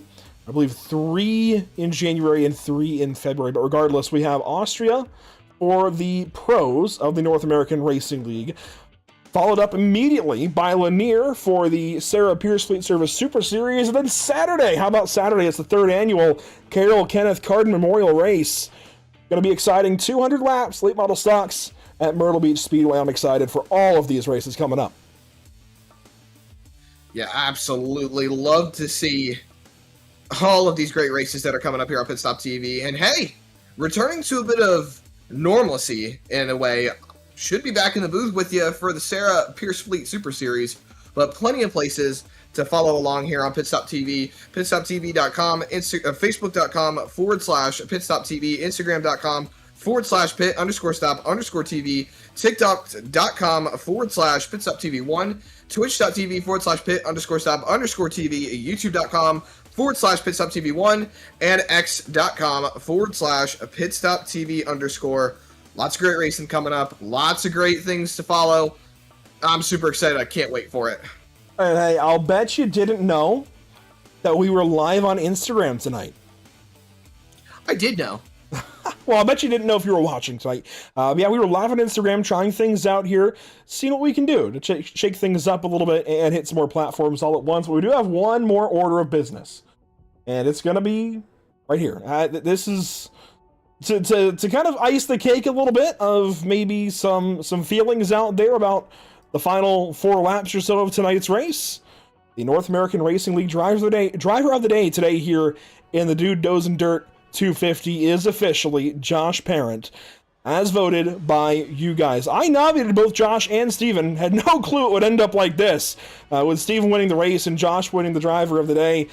I do wonder, I mean, race car drivers don't forget. I think feelings are okay for now, Zach, but I think it will certainly also be logged that this happened at this point in time and be remembered should they cross paths. I'm not saying anything is going to happen, but maybe on a short track, you never know. But look, end of the day, let's take all the TV dramatization away. These are 2 pretty level-headed guys, I feel like, and both have been working their tails off. Steven now has a couple of wins under his belt. Josh is going to have to work that much harder to get those wins for himself. He can do it. He's going to do it, I think, this season for sure. It's unfortunate that it happened the way it did, but that is racing. Frankly, you know, it is what it is. Contact will be made. Josh did a hell of a job saving the car, continuing on, and still got 4th. That he did. I commend Josh on at least getting driver of the day and showing up and showing out and doing his best to create the buzz, I'll say. There's been a lot of communication going on, I'll say, in regards to how people feel in regards to the incident. I try to remain as unbiased as possible.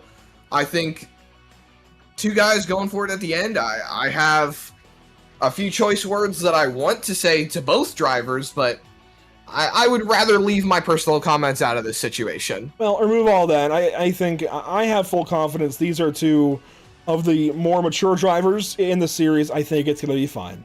We're going to hype it up and we're going to make it dramatic because that's our job.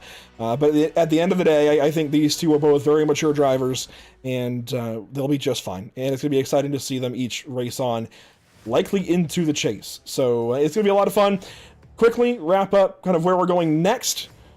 It's Kentucky, Darlington, and Atlanta to finish out the regular season here in the BRB Sundance Pro Series, and then 5 fantastic races for the chase. Michigan, Watkins Glen, the road course, and Talladega, the super speedway, Phoenix, the pseudo short track, and Miami, the intermediate that everybody knows and loves so much. Going to be a lot of fun between now and March 3rd. A lot of racing left to go in these final couple of months of season number 5. Thanks for watching here tonight. It's been a pleasure as always. That's the wrong graphic. Here we go. Let's bring that down and let's get on out of here. Thanks so much for watching. We'll see you all next time here at Pitstop TV. Hopefully Thursday evening for our double feature with the North American Racing League and the Sim Auto Racing Association. We'll see you then. Until then, have a great night.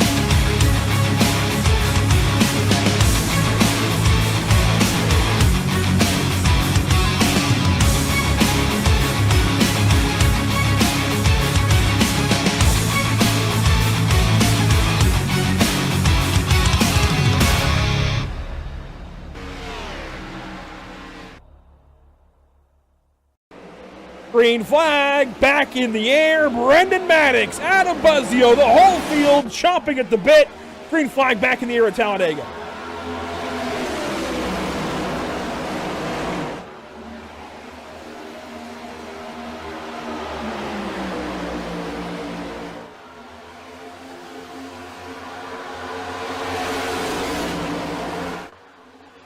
The Lucky Performance Overtime rules reminding you that if we get back around to the white flag, this race is official. Buzzio with a push from Dyer. Maddox with a push from Hughes.